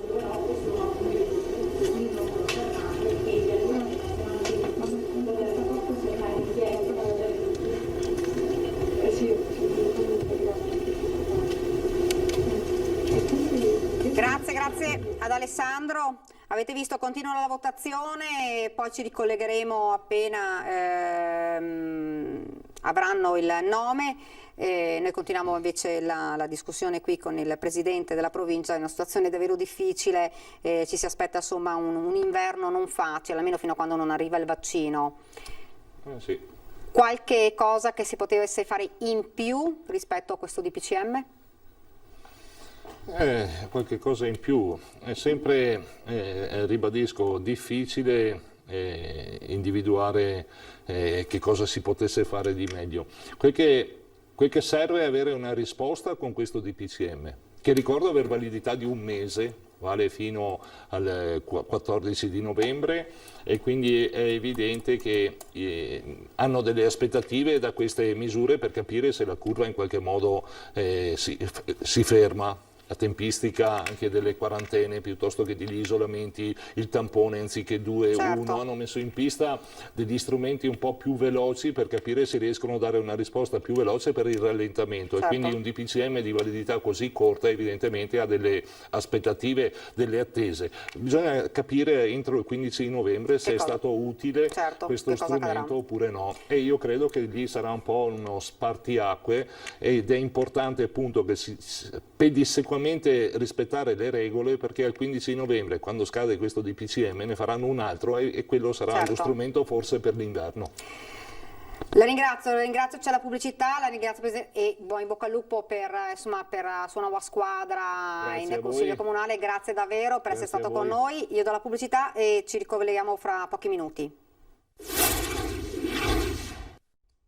Rieccoci nuovamente in diretta e vedo subito sullo schermo Andrea Martella, sottosegretario della Presidenza del Consiglio. Buongiorno. Buongiorno. Mi scuso, siamo intanto in attesa di avere Buongiorno, siamo in attesa di vedere insomma il nuovo Presidente del Consiglio regionale, c'è ora lo spoglio, quindi stiamo pochi minuti e dovremmo avere anche il nome. Intanto volevo subito chiederle, nuovo DPCM, secondo lei si poteva fare qualcosa in più? I contagi sono aumentati, ci sarà qualche provvedimento secondo lei in più rispetto a quello che è stato già deciso? Beh, di solito ci interroghiamo rispetto al fatto che bisognerebbe fare qualcosa in meno, e cioè che il governo adotta misure troppo restrittive. In realtà mi pare che questo DPCM sia equilibrato. Al momento contiene delle misure che devono aumentare la responsabilizzazione dei cittadini affinché la curva del contagio, che ha assunto dati preoccupanti negli ultimi giorni, possa non ulteriormente aumentare. Io mi auguro che in futuro non si tratti di adottare altre soluzioni e lavoreremo perché questo non avvenga. Roberto Ciambetti, 37. Presidente eletto Roberto Ciambetti.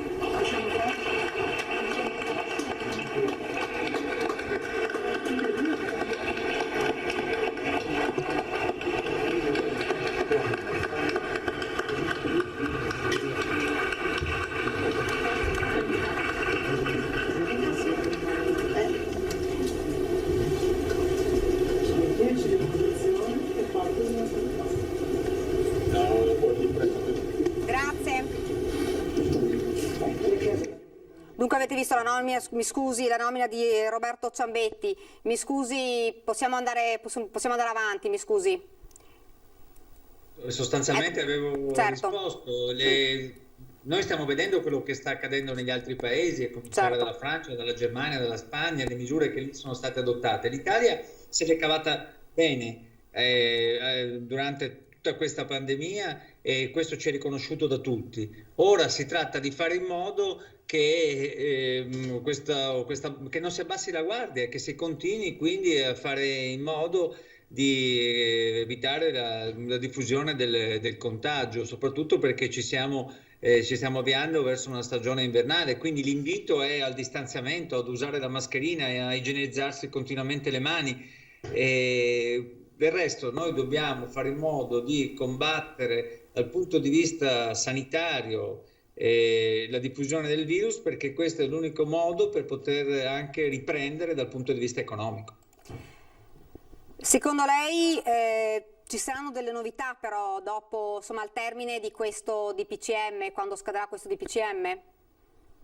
Senta, le ho già detto, io mi occupo di queste cose per la Presidenza del Consiglio e per il Governo, e il DPCM è quello che è in vigore da qui al 13 di novembre. Se poi dovessero modificarsi delle cose lo vedremo, non sarei nemmeno in grado di anticiparlo e mi consente di dire non sarebbe nemmeno giusto. Dobbiamo lavorare perché queste misure possano confermarsi e perché attraverso dei comportamenti corretti e anche di rispetto alle normative previste non ci possano essere ulteriori. Insomma, voglio dirlo chiaramente, dobbiamo fare ogni sforzo per evitare un nuovo lockdown. Ieri il professor Crisanti, non so se aveva sentito, aveva un po' preoccupato dicendo se continua così potrebbe esserci un nuovo lockdown a dicembre. Questo ovviamente ha creato non poca preoccupazione ovviamente tra i commercianti e in tutto il mondo economico. Guardi, le ripeto quello che ho detto prima, il professor Crisanti gode della mia assoluta stima, ma adesso stiamo usando il condizionale. In questo momento bisogna fare in modo di rispettare quelle regole, di rispettare le regole nuove che ci sono nel DPCM e di fare ogni sforzo perché un nuovo lockdown venga evitato, e io mi auguro che così avvenga, e se tutti quanti si comporteranno con questo principio di responsabilità mi auguro che non ci sia bisogno di misure più restrittive che metterebbero in difficoltà la socialità e l'economia. Questione trasporti, il problema dicono dei contagi, dell'aumento potrebbe derivare anche da questo, troppi assembramenti proprio all'interno dei mezzi pubblici. Ma guardi, il tema dei trasporti è un tema all'attenzione del Ministero dei Trasporti, delle regioni. E se devo dire, nella scuola le cose stanno andando anche abbastanza bene, è uno dei luoghi più sicuri in questo momento, si è investito molto, si stanno completando gli organici, ci sono i dispositivi e va prestata molta attenzione appunto al sistema dei trasporti e bisogna alleggerire indubbiamente il carico su bus, metro e treni pendolari. Bisogna incentivare lo smart working, bisogna probabilmente prevedere anche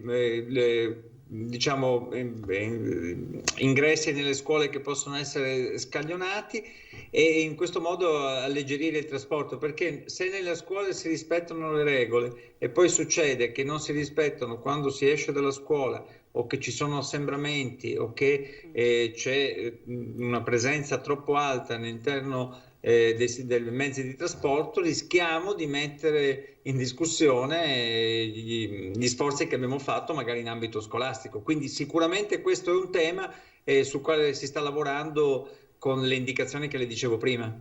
Ecco, rispetto agli altri paesi europei, l'Italia tutto sommato, a parte queste ultime settimane, tutto sommato sta andando meglio. Abbiamo sentito paesi europei dove la situazione è ben più grave in questo momento.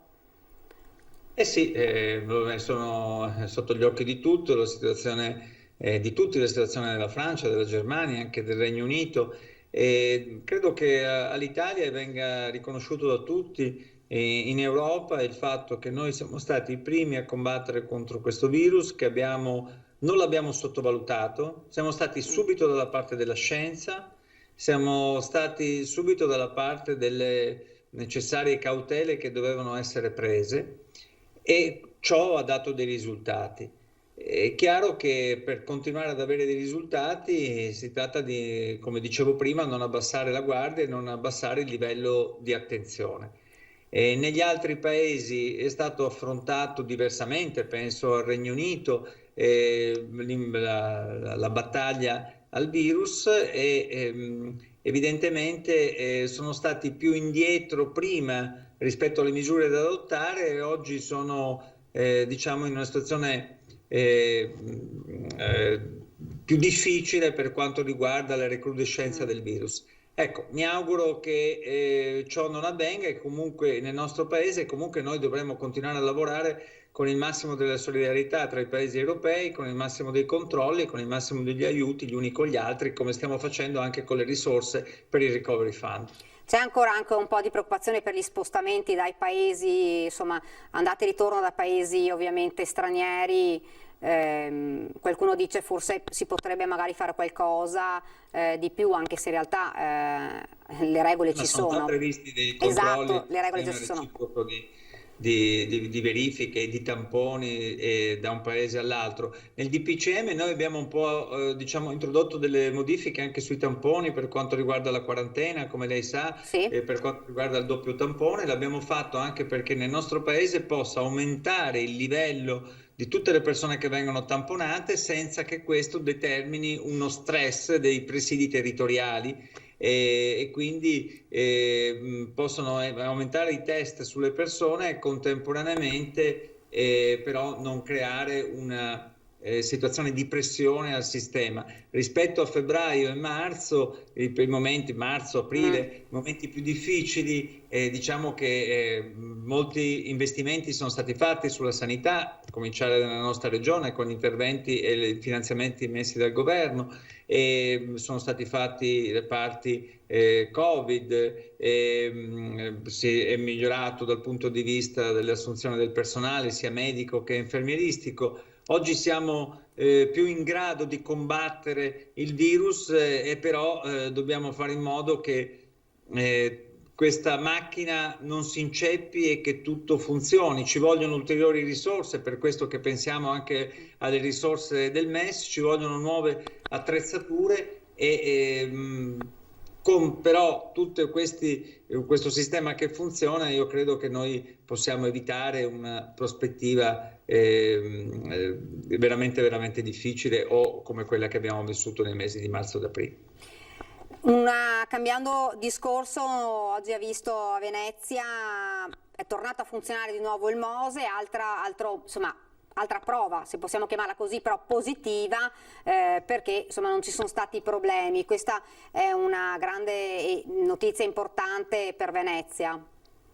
Sì, diciamo che pur essendo io a Roma ho seguito da questa mattina tutte le operazioni di sollevamento delle paratoie. È stata una giornata molto significativa, perché le condizioni atmosferiche da Bora hanno reso molto difficile queste operazioni, tutto è riuscito, Venezia è rimasto all'asciutto. La dimostrazione che Venezia può essere messa in sicurezza è che abbiamo fatto bene come governo a accelerare con la nomina di un supercommissario il completamento del MOSE, che adesso dobbiamo continuare a lavorare perché il suo funzionamento venga perfezionato, perché la manutenzione sia costante e perché la gestione del MOSE sia una gestione oculata. Del resto siamo anche consapevoli di tutto questo e abbiamo attivato una nuova autorità per la Laguna di Venezia che dovrà gestire tutta questa vicenda, nella consapevolezza che poi Venezia non si salva solo con il MOSE. È importante che il MOSE funzioni, ma è importante che si continuino a fare gli interventi di salvaguardia complessivi della città e della laguna per trovare quell'equilibrio che è necessario tra l'intervento fatto idraulico alle bocche di porto e gli interventi che devono essere fatti per mettere in sicurezza la città. Ecco, lei l'ha appena detto, insomma, Venezia è nuova autorità per la laguna. Sì, abbiamo istituito in tempi molto rapidi, dall'acqua alta del 12 novembre scorso abbiamo iniziato a parlarne. una nuova autorità per la laguna, è stata già legge, è stata una proposta che abbiamo avanzato nel corso degli ultimi mesi e che come governo che il Parlamento ha approvato e che prevede che ci sia una nuova authority, un'agenzia, si chiama proprio autorità, che unisce su di sé tutte le competenze sulla laguna e evita quella frammentazione che c'è stato in passato, e recupera il ruolo del magistrato alle acque, che diventa il braccio operativo di questa autorità, e per la prima volta coinvolge anche gli enti locali nella gestione, dal momento che nel comitato di gestione appunto dell'autorità faranno parte anche i rappresentanti della regione e degli enti locali. Le competenze sulla salvaguardia sono sempre state statali, le risorse continueranno a esserlo. Venezia vede confermato il suo ruolo di città speciale che deve essere salvaguardata dall'intero paese, e questa autorità servirà a farlo con il massimo dell'efficacia nel corso dei prossimi anni. Ecco, lei prima ha detto bisogna però continuare a investire sulla salvaguardia di Venezia.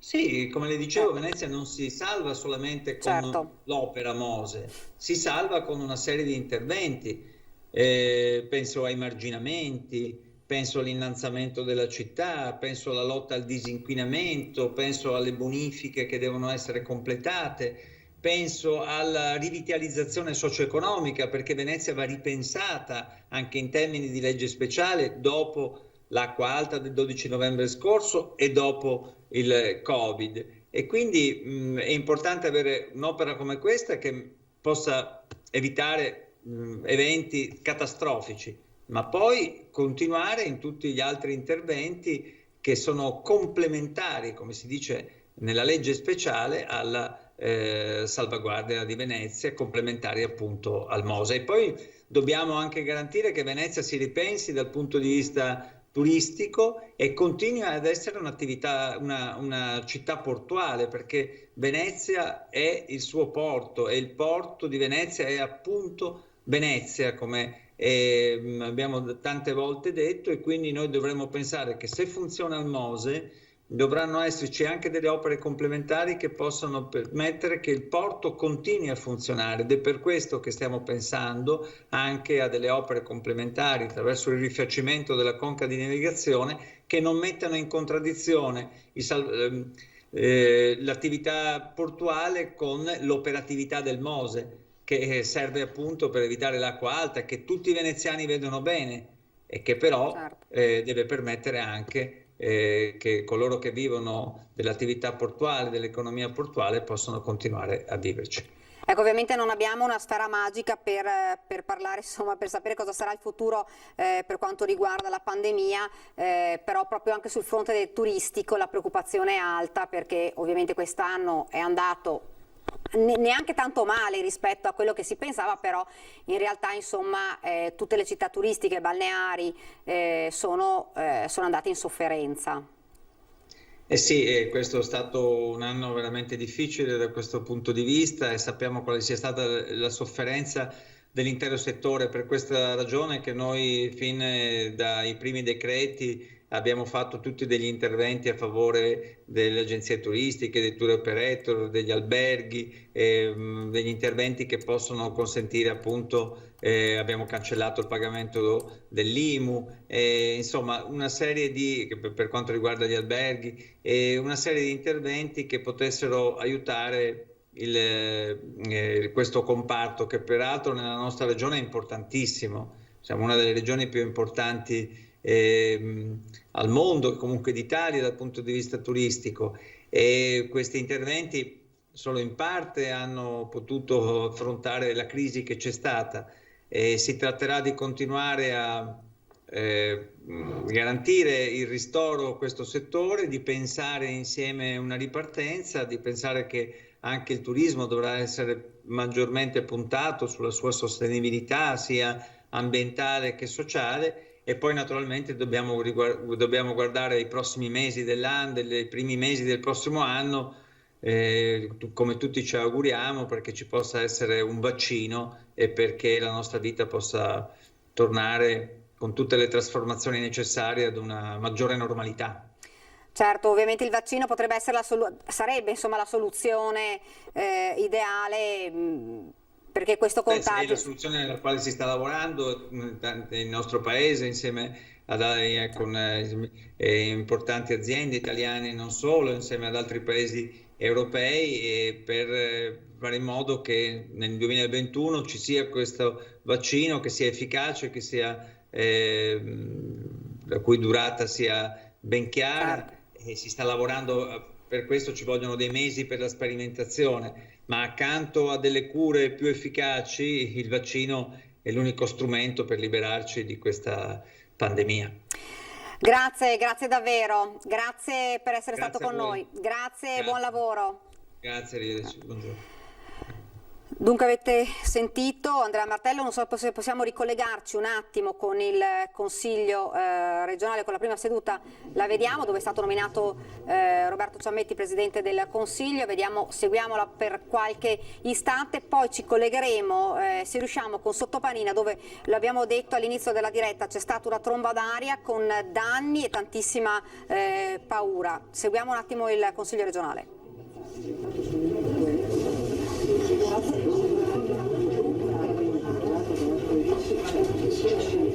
Giacomo Possamari ha votato. Razzolini.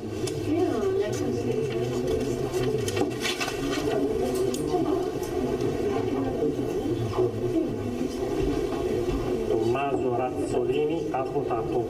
Rigo.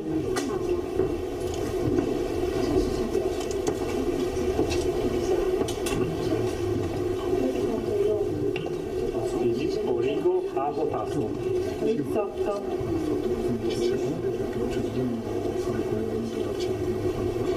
Silvia Rizzotto ha votato. Sandolani. Hanno deciso di seguire la scaletta, c'è 15 secondi. Luciano Sandolani ha votato. Scatto.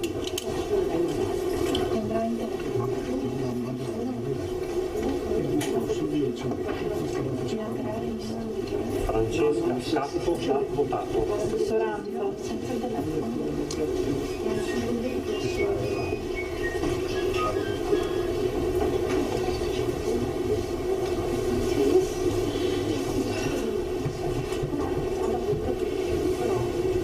Dunque, grazie, torniamo in studio, poi ci ricollegheremo ancora con il Consiglio regionale in diretta. Intanto un aggiornamento della notizia che vi abbiamo dato in apertura del bimbo che è stato ritrovato a Verona, in un quartiere di Verona, da una pattuglia delle volanti della questura e poi portato in ospedale. Il neonato abbandonato in strada questa notte a Verona a 4 mesi, non un mese come sembrava all'inizio. La conferma è arrivata dalla questura di Verona: quando è stato trovato il piccolo aveva una temperatura corporea di 35,3 gradi, ma non era in ipotermia, ha precisato il dottor Pierantonio Santuzze dell'azienda ospedaliera universitaria integrata di Verona. Il bambino è stato notato accanto alla cancellata di una casa da un uomo che si stava recando al lavoro e ha chiamato la polizia, facendo intervenire una pattuglia delle volanti della questura. I 2 agenti poi hanno chiamato i sanitari del SUEM 118. Ovviamente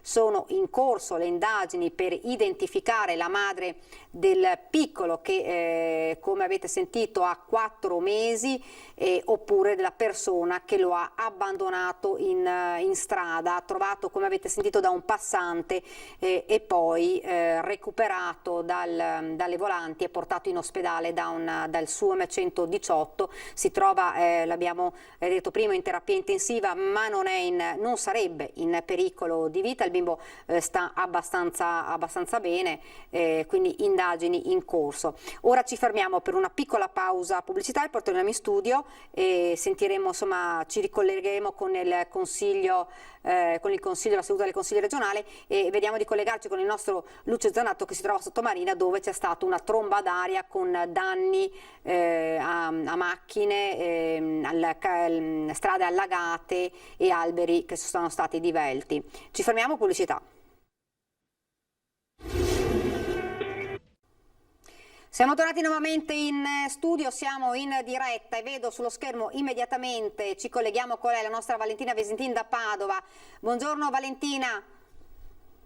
Daniela, voi per fare il punto della situazione contagi in città e provincia. Nelle ultime 12 ore sono stati 29 i nuovi casi di positività scoperti a Padova. Il dato più importante è che sono diminuiti di 2 unità i ricoveri in terapia intensiva. Ieri erano 9, oggi sono 7 e quindi ci sono 2 persone in più che sono invece state ricoverate nell'area non critica, quindi nel reparto di malattie infettive dove attualmente sono ricoverate 24 persone.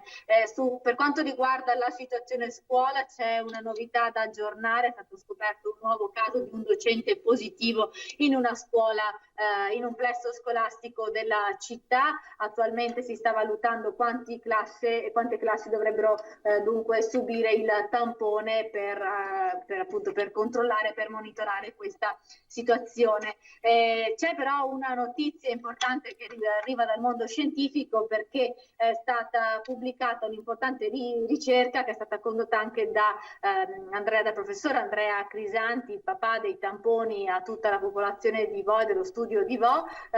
Il plasma freddo abbatte il virus in ambienti chiusi. Questo studio condotto dall'Università di Padova e dal professor Andrea Crisanti dice che la carica virale scende del 99,9% in mezz'ora. La tecnologia del plasma freddo, che è basata sul fenomeno della ionizzazione, secondo questo studio riesce ad abbattere il coronavirus negli ambienti chiusi quasi al 100% in solo mezz'ora. È una scoperta importante che dovrà poi avere altri approfondimenti, ma che intanto potrebbe aprire quindi nuove strade nella gestione dell'emergenza, ed questo studio è stato condotto principalmente dal professor Andrea Crisanti.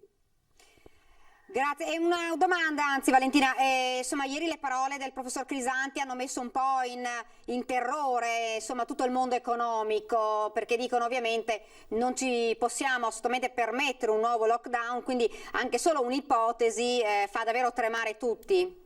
La preoccupazione del professor Crisanti per il lockdown è soprattutto dovuta al fatto degli isolamenti, perché secondo Crisanti sono troppo poche le persone che vengono isolate perché in contatto con un positivo. Lui dice ogni persona che risulta positiva ha un minimo di 10-15 contatti stretti che dovrebbero essere posti subito in isolamento. Attualmente si mette in isolamento solo il 5% di questi contatti, lasciando dunque per strada 95% di persone che potrebbero essere dei positivi asintomatici. Ovviamente la preoccupazione principale è proprio per questi positivi asintomatici che, non avendo sintomi, possono andare in giro e provocare ulteriori contagi. Quindi secondo Crisanti una delle soluzioni per evitare il lockdown è proprio quella di isolare il più numero possibile di contatti positivi e di aumentare sempre di più il numero dei tamponi. Solo in questo modo si può circoscrivere in breve tempo e contenere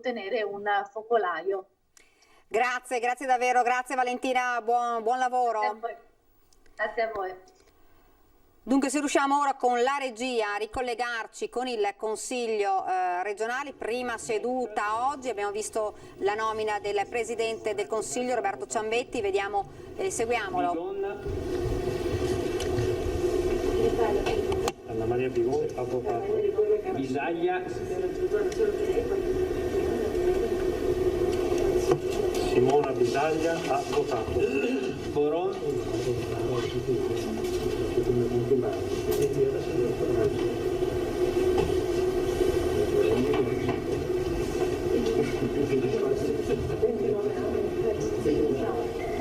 Fabrizio Corona ha votato. Bottaccin. Giampaolo Bottaccin ha votato. Bozza.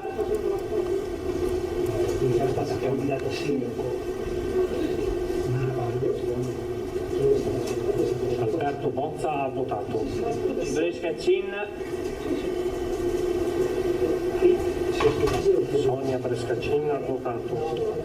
Calzavara. Francesco Calzavara ha votato. Camani.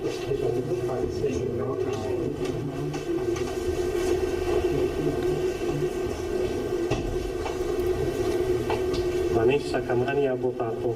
Caner.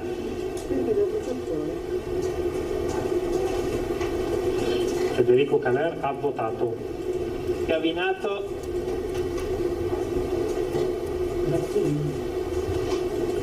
Elisa Gavinato ha votato. Centenaro.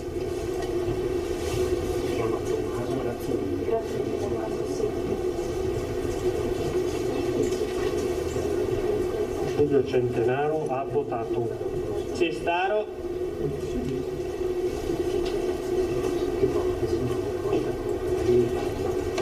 Taro ha votato.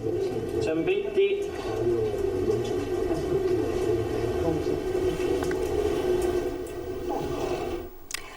Dunque avete visto ancora la votazione, però ci spostiamo di nuovo a Padova e torniamo a parlare del Covid, perché l'ULSS 6 Euganea annuncia l'attivazione di nuovi punti per i tamponi. Da lunedì l'attivazione di esecuzione di tamponi del distretto Padova-Bacchiglione, attualmente effettuata nella sede del distretto di via Temanza all'Arcella, verrà interamente trasferita in altre sedi al fine di garantire all'utenza l'effettuazione della prestazione di in spazi coperti, riscaldati nel rispetto delle norme di distanziamento e di sicurezza. I tamponi saranno quindi effettuati dal lunedì al venerdì dalle 7:30 alle 17 presso lo stadio Euganeo via Nereo Rocco 60, via all'interno curva sud sala progetto giovani, il sabato e la domenica dalle 8 alle 12 a partire da sabato 24 ottobre presso il complesso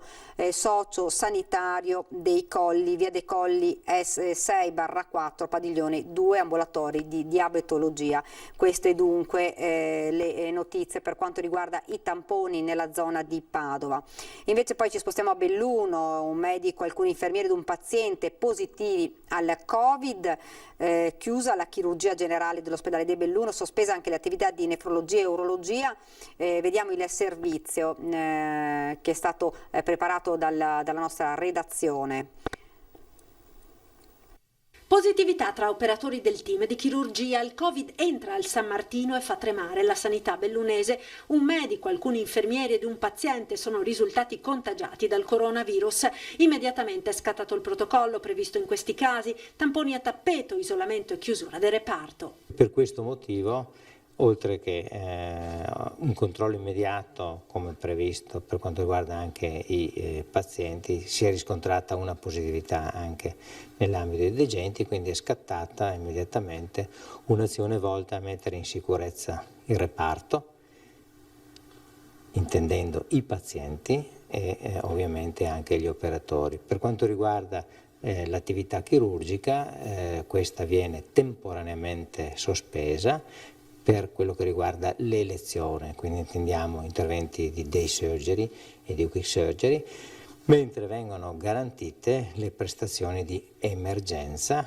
con una riorganizzazione interna. Solo i casi urgenti dunque verranno operati a Belluno, ovviamente in altre sale operatorie. Le emergenze, come gli interventi programmati, verranno dirottati all'ospedale di Feltre. Ovviamente, avendo la chirurgia che lavora in complementarità con l'urologia e con la nefrologia, anche queste attività sono state dislocate altrove. Il provvedimento di chiusura varrà per almeno una decina di giorni. Intanto sono in corso le indagini di tracciamento dei contatti per capire da dove il focolaio sia partito. È per ipotizzare la possibilità di un contagio che è entrato dall'esterno su uno degli operatori.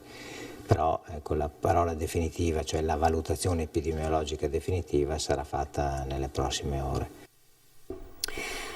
E dunque anche la notizia del Presidente della Regione Veneto, che oggi, questa mattina era a Treviso, ora ovviamente è in Consiglio regionale per la prima seduta del Consiglio regionale, ha detto di ritenere si possa spingere ancora sui test rapidi in modo che i cittadini si possano fare in proiezione anche l'autodiagnosi per senso civico e responsabilità. Zaia quindi ha insistito sull'importanza dell'utilizzo della mascherina, perché ha sottolineato il vero dramma di questa patologia e che porta al collasso la sanità sanità. Se una persona si ammala, infatti, gravemente, ha spiegato, ha bisogno di cure intensive. Se la sanità è al collasso, dobbiamo chiudere gli ospedali alle persone che ordinariamente avrebbero diritto alle cure per dedicarci a persone gravi o gravissime colpite dal Covid.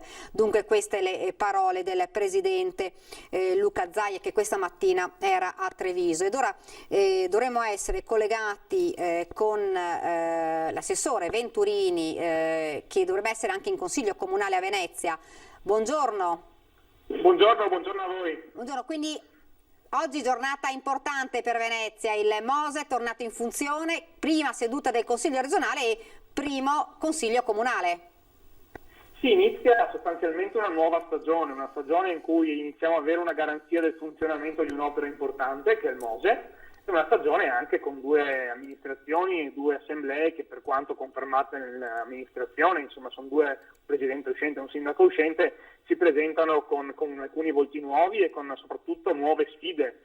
Fino a un anno fa non era pensabile che cambiasse il mondo in questo modo. Oggi siamo davanti a una crisi di sistema epocale che riguarda tutto il mondo, riguarda i mercati, riguarda il turismo, riguarda tutte le nostre abitudini, e quindi sono due grandi sfide che hanno queste due importanti assemblee, quella comunale e quella regionale, e quindi questa notte difficile, che sarà ancora lunga purtroppo perché la malattia non è debellata e le conseguenze economiche negative sono molto forti e molto presenti, comunque se non altro abbiamo la garanzia che il Mose alla bisogna può funzionare. Ed oggi primo Consiglio Comunale? Oggi si insedia il Consiglio Comunale che vede presenti anche alcuni giovani innesti importanti, un'amministrazione che si conferma nella sua centralità con la lista civica del sindaco Luigi Brugnaro e che attorno agli alleati del centrodestra, quindi una nuova avventura all'insegna del civismo, ma anche della forte collaborazione con la regione e con i partiti di centrodestra. Ecco, nominata la squadra, lo sappiamo già, insomma, di Luigi Brugnaro, lei mantiene lo stesso assessorato ma neanche in più. Sì, il sindaco mi ha anche voluto onorare e darmi l'impegno di seguire anche il tema del turismo. Ovviamente mi insedio in un momento in cui il turismo, da settore in crescita, vive un momento di grossa difficoltà, quindi saremo chiamati a gestire mesi non semplici, forse anni non semplici, questo ovviamente da un lato mi spaventa, dall'altro mi rende necessario lavorare ancora di più. Quindi dall'altra parte, mentre nel sociale ho accumulato un'esperienza, un bagaglio importante che cercherò di mettere a frutto per altri 5 anni, è evidente che il turismo è una sfida nuova che ovviamente cercherò di portare avanti insieme a tutte le categorie economiche della città, ovviamente insieme al sindaco e alla giunta e alle istituzioni culturali cittadine. C'è un tema importante che andrà sottolineato sempre di più ed è la specialità veneziana, l'importanza che Roma, il governo nazionale, le istituzioni europee riconoscono a Venezia quella particolarità, quella specialità che fa sì che Venezia debba ricevere dei poteri speciali per regolare fenomeni speciali.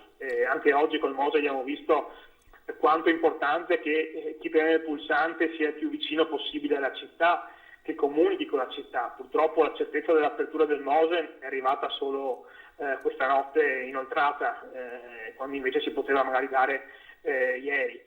Purtroppo su tanti temi il Comune è espropriato da Roma, che è importante invece provare a riportare poteri e centralità al governo più vicino al cittadino. Bene fa la Regione Veneto a pretendere autonomia per le materie di competenza regionale. Roma dovrebbe anche capire che sui temi di Venezia, dell'acqua di Venezia, del Mose e della specialità di Venezia è impensabile che decida un funzionario romano e non il primo cittadino di Venezia. E purtroppo è una battaglia che stiamo facendo, è una battaglia che non vede grandi alleati a livello romano, quando invece il governo, nel varare la nuova agenzia per il Mose e per la Laguna, va in controtendenza, riaccentra poteri, riporta a Roma le decisioni, e dovremmo ogni volta, per cambiare una briccola e per sistemare il Mose, continuare a citofonare al Ministero romano. Senta, prima abbiamo sentito in collegamento Skype Andrea Martella che ci diceva, insomma, per Venezia non basta solo il Mose, ci vogliono dei progetti, ci vogliono dei finanziamenti, ci vuole di più per la salvaguardia. Sì, siamo d'accordo, ci piacerebbe che però Andrea Martella, tutta la sua squadra, chi è il governo, non si chiudesse in una stanza in un ministero romano, ma ascoltasse il territorio. In questi mesi hanno partorito questa norma sull'agenzia sul Mole sulla Laguna senza mai consultare né il comune né la regione né la città metropolitana. Se la sono fatta, se la sono scritta, contraddicendo quello che hanno detto per tanti anni e di fatto riportando a Roma i poteri che invece andarono dati al territorio.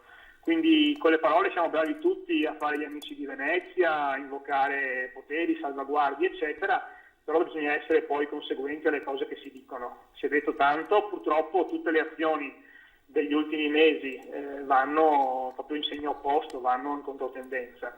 Il governo riaccentra poteri, non ascolta la voce di Venezia, non ascolta la voce della regione, fa da sé, decide per sé e su questo è un problema vero, grosso. Perché sempre di più Venezia sarà una città commissariata da Roma. Quindi possiamo poi immaginare quanto l'ultimo funzionario romano di un ministero possa avere a cuore il funzionamento e la vita della città. È un ragionamento proprio sbagliato. Dobbiamo dare i poteri alle autorità più vicine al cittadino, che conoscono cosa la città serve, cosa la città vuole e possono poi rendere anche conto, perché se il sindaco sbaglia è giusto che venga giudicato su quanto può fare, ma chi poi fa le scelte, se è un funzionario anonimo di un ministero romano, questo funzionario anonimo non deve nemmeno rendere conto al cittadino, perché non vive in città, non è raggiungibile, non si sa nemmeno che volto abbia e che indirizzo email possa avere. Il tema di dare poteri a chi poi può rendere conto è importantissimo. In Italia, a maggior ragione in una città come la nostra, in cui se c'è una bricola che galleggia alle fondamenta nuove, è giusto che il sindaco venga criticato se è nel suo potere cambiarla e sistemarla. Se invece questo potere gli viene tolto e viene consegnato a un'agenzia romana, capite bene che c'è qualcosa che non funziona. Senta, lei adesso si occuperà ovviamente del turismo, che è insomma uno degli aspetti più importanti ovviamente per Venezia. Non è stato un anno facile, non è stato un anno purtroppo con un bilancio positivo. Ci sono in cantiere progetti per cercare insomma di incentivare, di riportare insomma il turismo a Venezia. Noi stiamo fortemente lavorando su un programma di rilancio della città che si basa su alcuni importanti eventi, si basa sul creare un cartellone di iniziative intorno ai 1600 anni di Venezia che il prossimo anno la città compie, e c'è un programma di comunicazione internazionale in tutto il mondo per raccontare come Venezia sia una città sicura, una città a misura d'uomo, una città che a maggior ragione oggi può offrire esperienze turistiche e di vita eccezionali. Purtroppo aspettiamo il momento giusto per far partire questa campagna di comunicazione. Oggi forse non avrebbe senso perché il mondo non sa come sarà il prossimo mese. Nel momento in cui inizieremo a vedere la luce in fondo al tunnel, inizierà ad essere in circolo il vaccino o se non altro avremo la possibilità di poterci muovere liberamente attraverso i voli aerei senza particolari ostacoli e paure, sarà quello il momento in cui andremo in tutto il mondo a raccontare l'importanza di tornare a Venezia. Farlo oggi rischia di essere inutile o addirittura rischia di essere controproducente. Parallelamente però stiamo lavorando e chiediamo anche l'aiuto del governo per far sì che non ci siano restrizioni da parte degli altri paesi nei confronti dei turisti che vengono a Venezia e poi devono tornare in patria. La botta che ci ha dato il governo svizzero l'altro giorno dicendo che chi veniva in alcune regioni italiane, tra cui il Veneto, avrebbe poi dovuto fare la quarantena tornando, ha ammazzato un settore che quello del turismo svizzero che era importante nelle ultime settimane per Venezia. E su questo è molto importante fare come comunicazione noi, che non siamo noi stessi a lanciare allarmismi che poi non ha senso lanciare. Dall'altra parte servirebbe una politica europea complessiva per la quale servirebbe un Ministero degli Esteri evidentemente. Grazie davvero, grazie a voi, e buon lavoro. Grazie. Buon lavoro a voi, grazie per il vostro servizio. Dunque avete sentito, insomma, riconfermato Roberto Ciambetti dice che nel suo discorso subito dopo la nomina dice: l'autonomia prevista dalla Costituzione e richiesta dalla stragrande maggioranza dei veneti è il regionalismo, e il regionalismo sono la chiave di volta per modernizzare l'intero paese. L'autonomia incarna il nuovo patto di rinascita tra territorio e Stato. Così Roberto Ciambetti, riconfermato alla guida dell'Assemblea regionale veneta nel suo discorso introduttivo della nuova legislatura regionale. Non nascondo che l'impegno e lo sforzo del Consiglio in un momento drammatico come questo, non solo per l'emergenza sanitaria ma anche per quella economica, aggiunto, determinerà una forte domanda di servizi e assistenza sociale, ma l'emergenza sanitaria non deve giustificare scelte svolte, bisogna guardare al futuro con lungimiranza, bisogna proporre una nuova politica capace di operare in tempi rapidi. Dunque queste le parole di Roberto Ciambetti. Io vedo già sullo schermo collegato con noi, dovremo collegarci fra poco, il nostro Lucio Zanato, che è andato a Sottomarina, dove l'abbiamo detto all'inizio di questa diretta c'è stata una tromba d'aria con danni, tantissima paura, alberi divelti e auto danneggiate. Lucio, se mi senti, buongiorno. No, abbiamo ancora qualche problema, quindi aspettando insomma di collegarci con Lucio Zanato, vi ricordo anche la notizia in apertura di cronaca, dove un bambino di 4 mesi è stato abbandonato in strada a Verona ed è stato ritrovato nella notte da un passante, poi portato in ospedale, si trova in rianimazione ma non è in pericolo di vita. Un bimbo di 4 mesi, ci sono indagini per risalire a chi lo ha abbandonato o alla madre. Dunque lo vedo già pronto, Lucio Zanato si trova a Sottomarina se non sbaglio. Buongiorno Lucio. Buongiorno Daniela, buongiorno ai telespettatori di Antena 3, mi trovo a Sottomarina e sono con il vice sindaco di Chioggia. Buongiorno signor vice sindaco. Allora, cosa è successo intanto? Sì, da questa mattina c'è stato un forte maltempo, anche con 2 trombe d'aria che hanno... 2 trombe d'aria che hanno investito buona parte di alcune parti di Sottomarina e qualcosa anche qui a Borgo San Giovanni. Ecco, vediamo qui con Simone Merlo che cosa è successo. Intanto ce lo descrivi. Sì, si vedono dei pezzi di tetto in alluminio e una parte che corrisponde... Guarda Simone, stanno arrivando i pompieri. Sì, i vigili del fuoco. Quanti interventi? Sì, tanti interventi, i vigili del fuoco mi hanno detto circa 30 interventi e che riguarda qui a Borgo San Giovanni il cimitero e una parte dello stadio comunale. Qui c'è la tettoia completamente... E qua si vede la tettoia e il tetto e le tegole che sono completamente scoperchiato. E anche più in là, Simone, vedi sì, anche più in fondo. E la tromba d'aria ha investito questa parte. Le zone più colpite, come ho detto, Borgo San Giovanni, Sottomarina. Questa mattina l'amministrazione ha fatto diversi sopralluoghi per fare anche una conta dei danni e poi andremo avanti con la procedura. Ma è vero che c'è anche il cimitero colpito? Anche il cimitero, delle tombe di famiglia sono state completamente spezzate in 2 parti. Infatti siamo proprio qui di fronte. Quindi insomma una situazione mai capitata a Chioggia?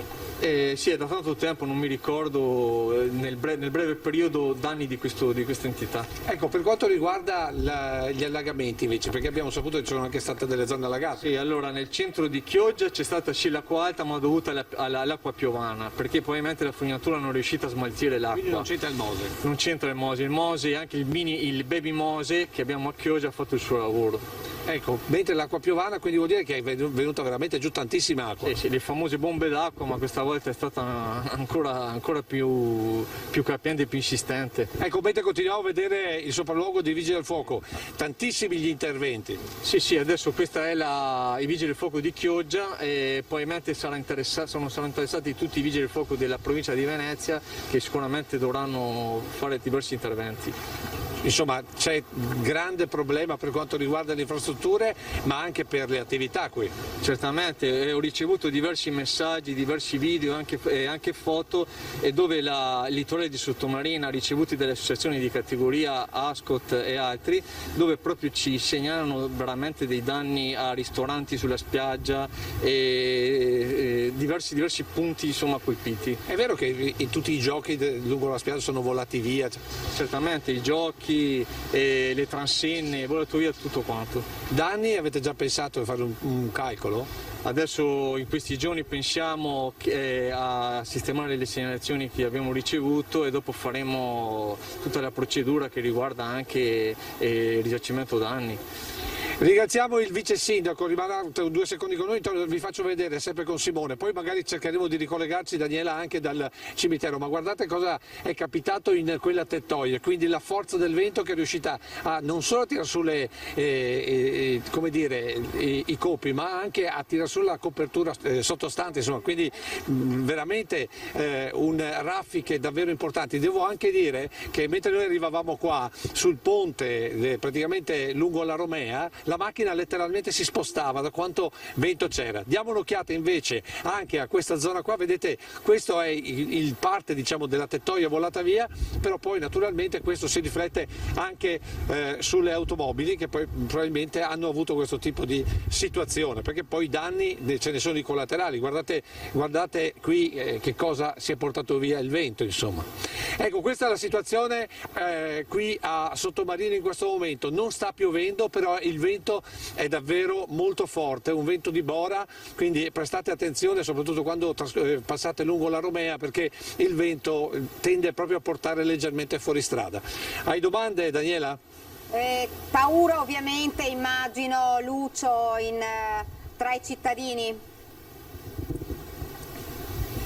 Sì, beh, certo, c'è stato molto timore, perché ovviamente, pur essendo una cosa capitata in maniera abbastanza repentina, evidentemente quando, come abbiamo visto su Vaia e in altre situazioni, vedi che ti vola attorno tutto quanto, chiaro che davanti alla forza della natura, in questo caso a una forza maligna, non sai assolutamente come comportarti se non cercare di trovare un riparo e sperare di non essere colpito da cose come queste che cominciano a volare per aria, insomma, voglio dire. E questo, diciamo, è quello che è capitato qui a Chioggia. Devo dire che questo vento, come vedi, continua a spingere. Se riusciamo, vorremmo anche cercare di andare verso il cimitero, perché vedere le lapidi spezzate dal vento credo sia una cosa che non sia ancora mai capitata, almeno a me personalmente mai, e credo che molti dei nostri telespettatori non abbiano mai visto una cosa di questo genere. Grazie Lucio, grazie davvero, grazie e buon lavoro. Grazie anche a voi. Dunque ovviamente tutte queste notizie poi le potremo vedere nel corso dei nostri telegiornali questa sera a partire dalle 18:30 con il Veneto e poi Venezia e Treviso. Abbiamo fatto vedere le immagini anche del cimitero che ci diceva appunto Lucio Zanato, con lapidi che sono state divelte da questa tromba d'aria. Prima di chiudere una notizia sul fronte sempre del Consiglio regionale. Nicola Ignazio Finco, 37 anni, vicentino di Bassano del Grappa della Lega, e Francesca Zottis del PD, 41 anni, veneziana di San Donà di Piave, sono i nuovi vicepresidenti del Consiglio regionale del Veneto, e questo l'esito della votazione avvenuta nell'aula di Palazzo Farroffini in occasione della seduta di insediamento della 11ª legislatura. Finco, vicepresidente di maggioranza, ha ottenuto 36 voti, Zottis esponente dell'opposizione 9 e 6 schede bianche. Dunque questa era l'ultima notizia, stiamo davvero per terminare questa diretta. Io vi lascio alle previsioni del tempo, vi do appuntamento a questa sera all'edizione dei nostri telegiornali. Grazie davvero per averci seguito, arrivederci.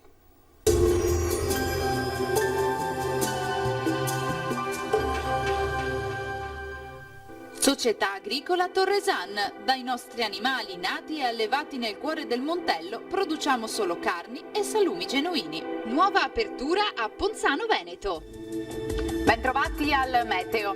Nuovo ciclone sull'Italia, ancora maltempo al nord-est nella giornata di giovedì 15 ottobre. Vediamo la situazione nel dettaglio.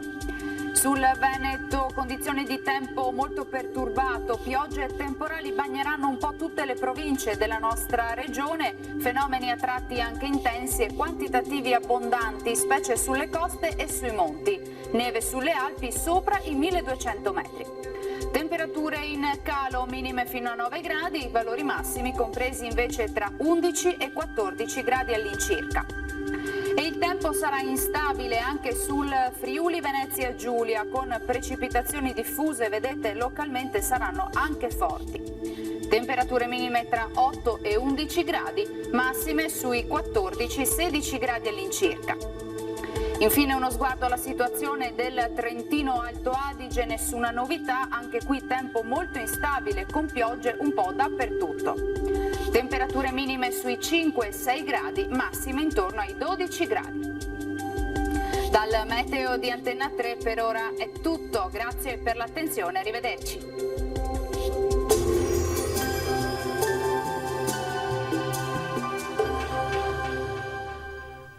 Società Agricola Torresan. Dai nostri animali nati e allevati nel cuore del Montello produciamo solo carni e salumi genuini. Nuova apertura a Ponzano Veneto.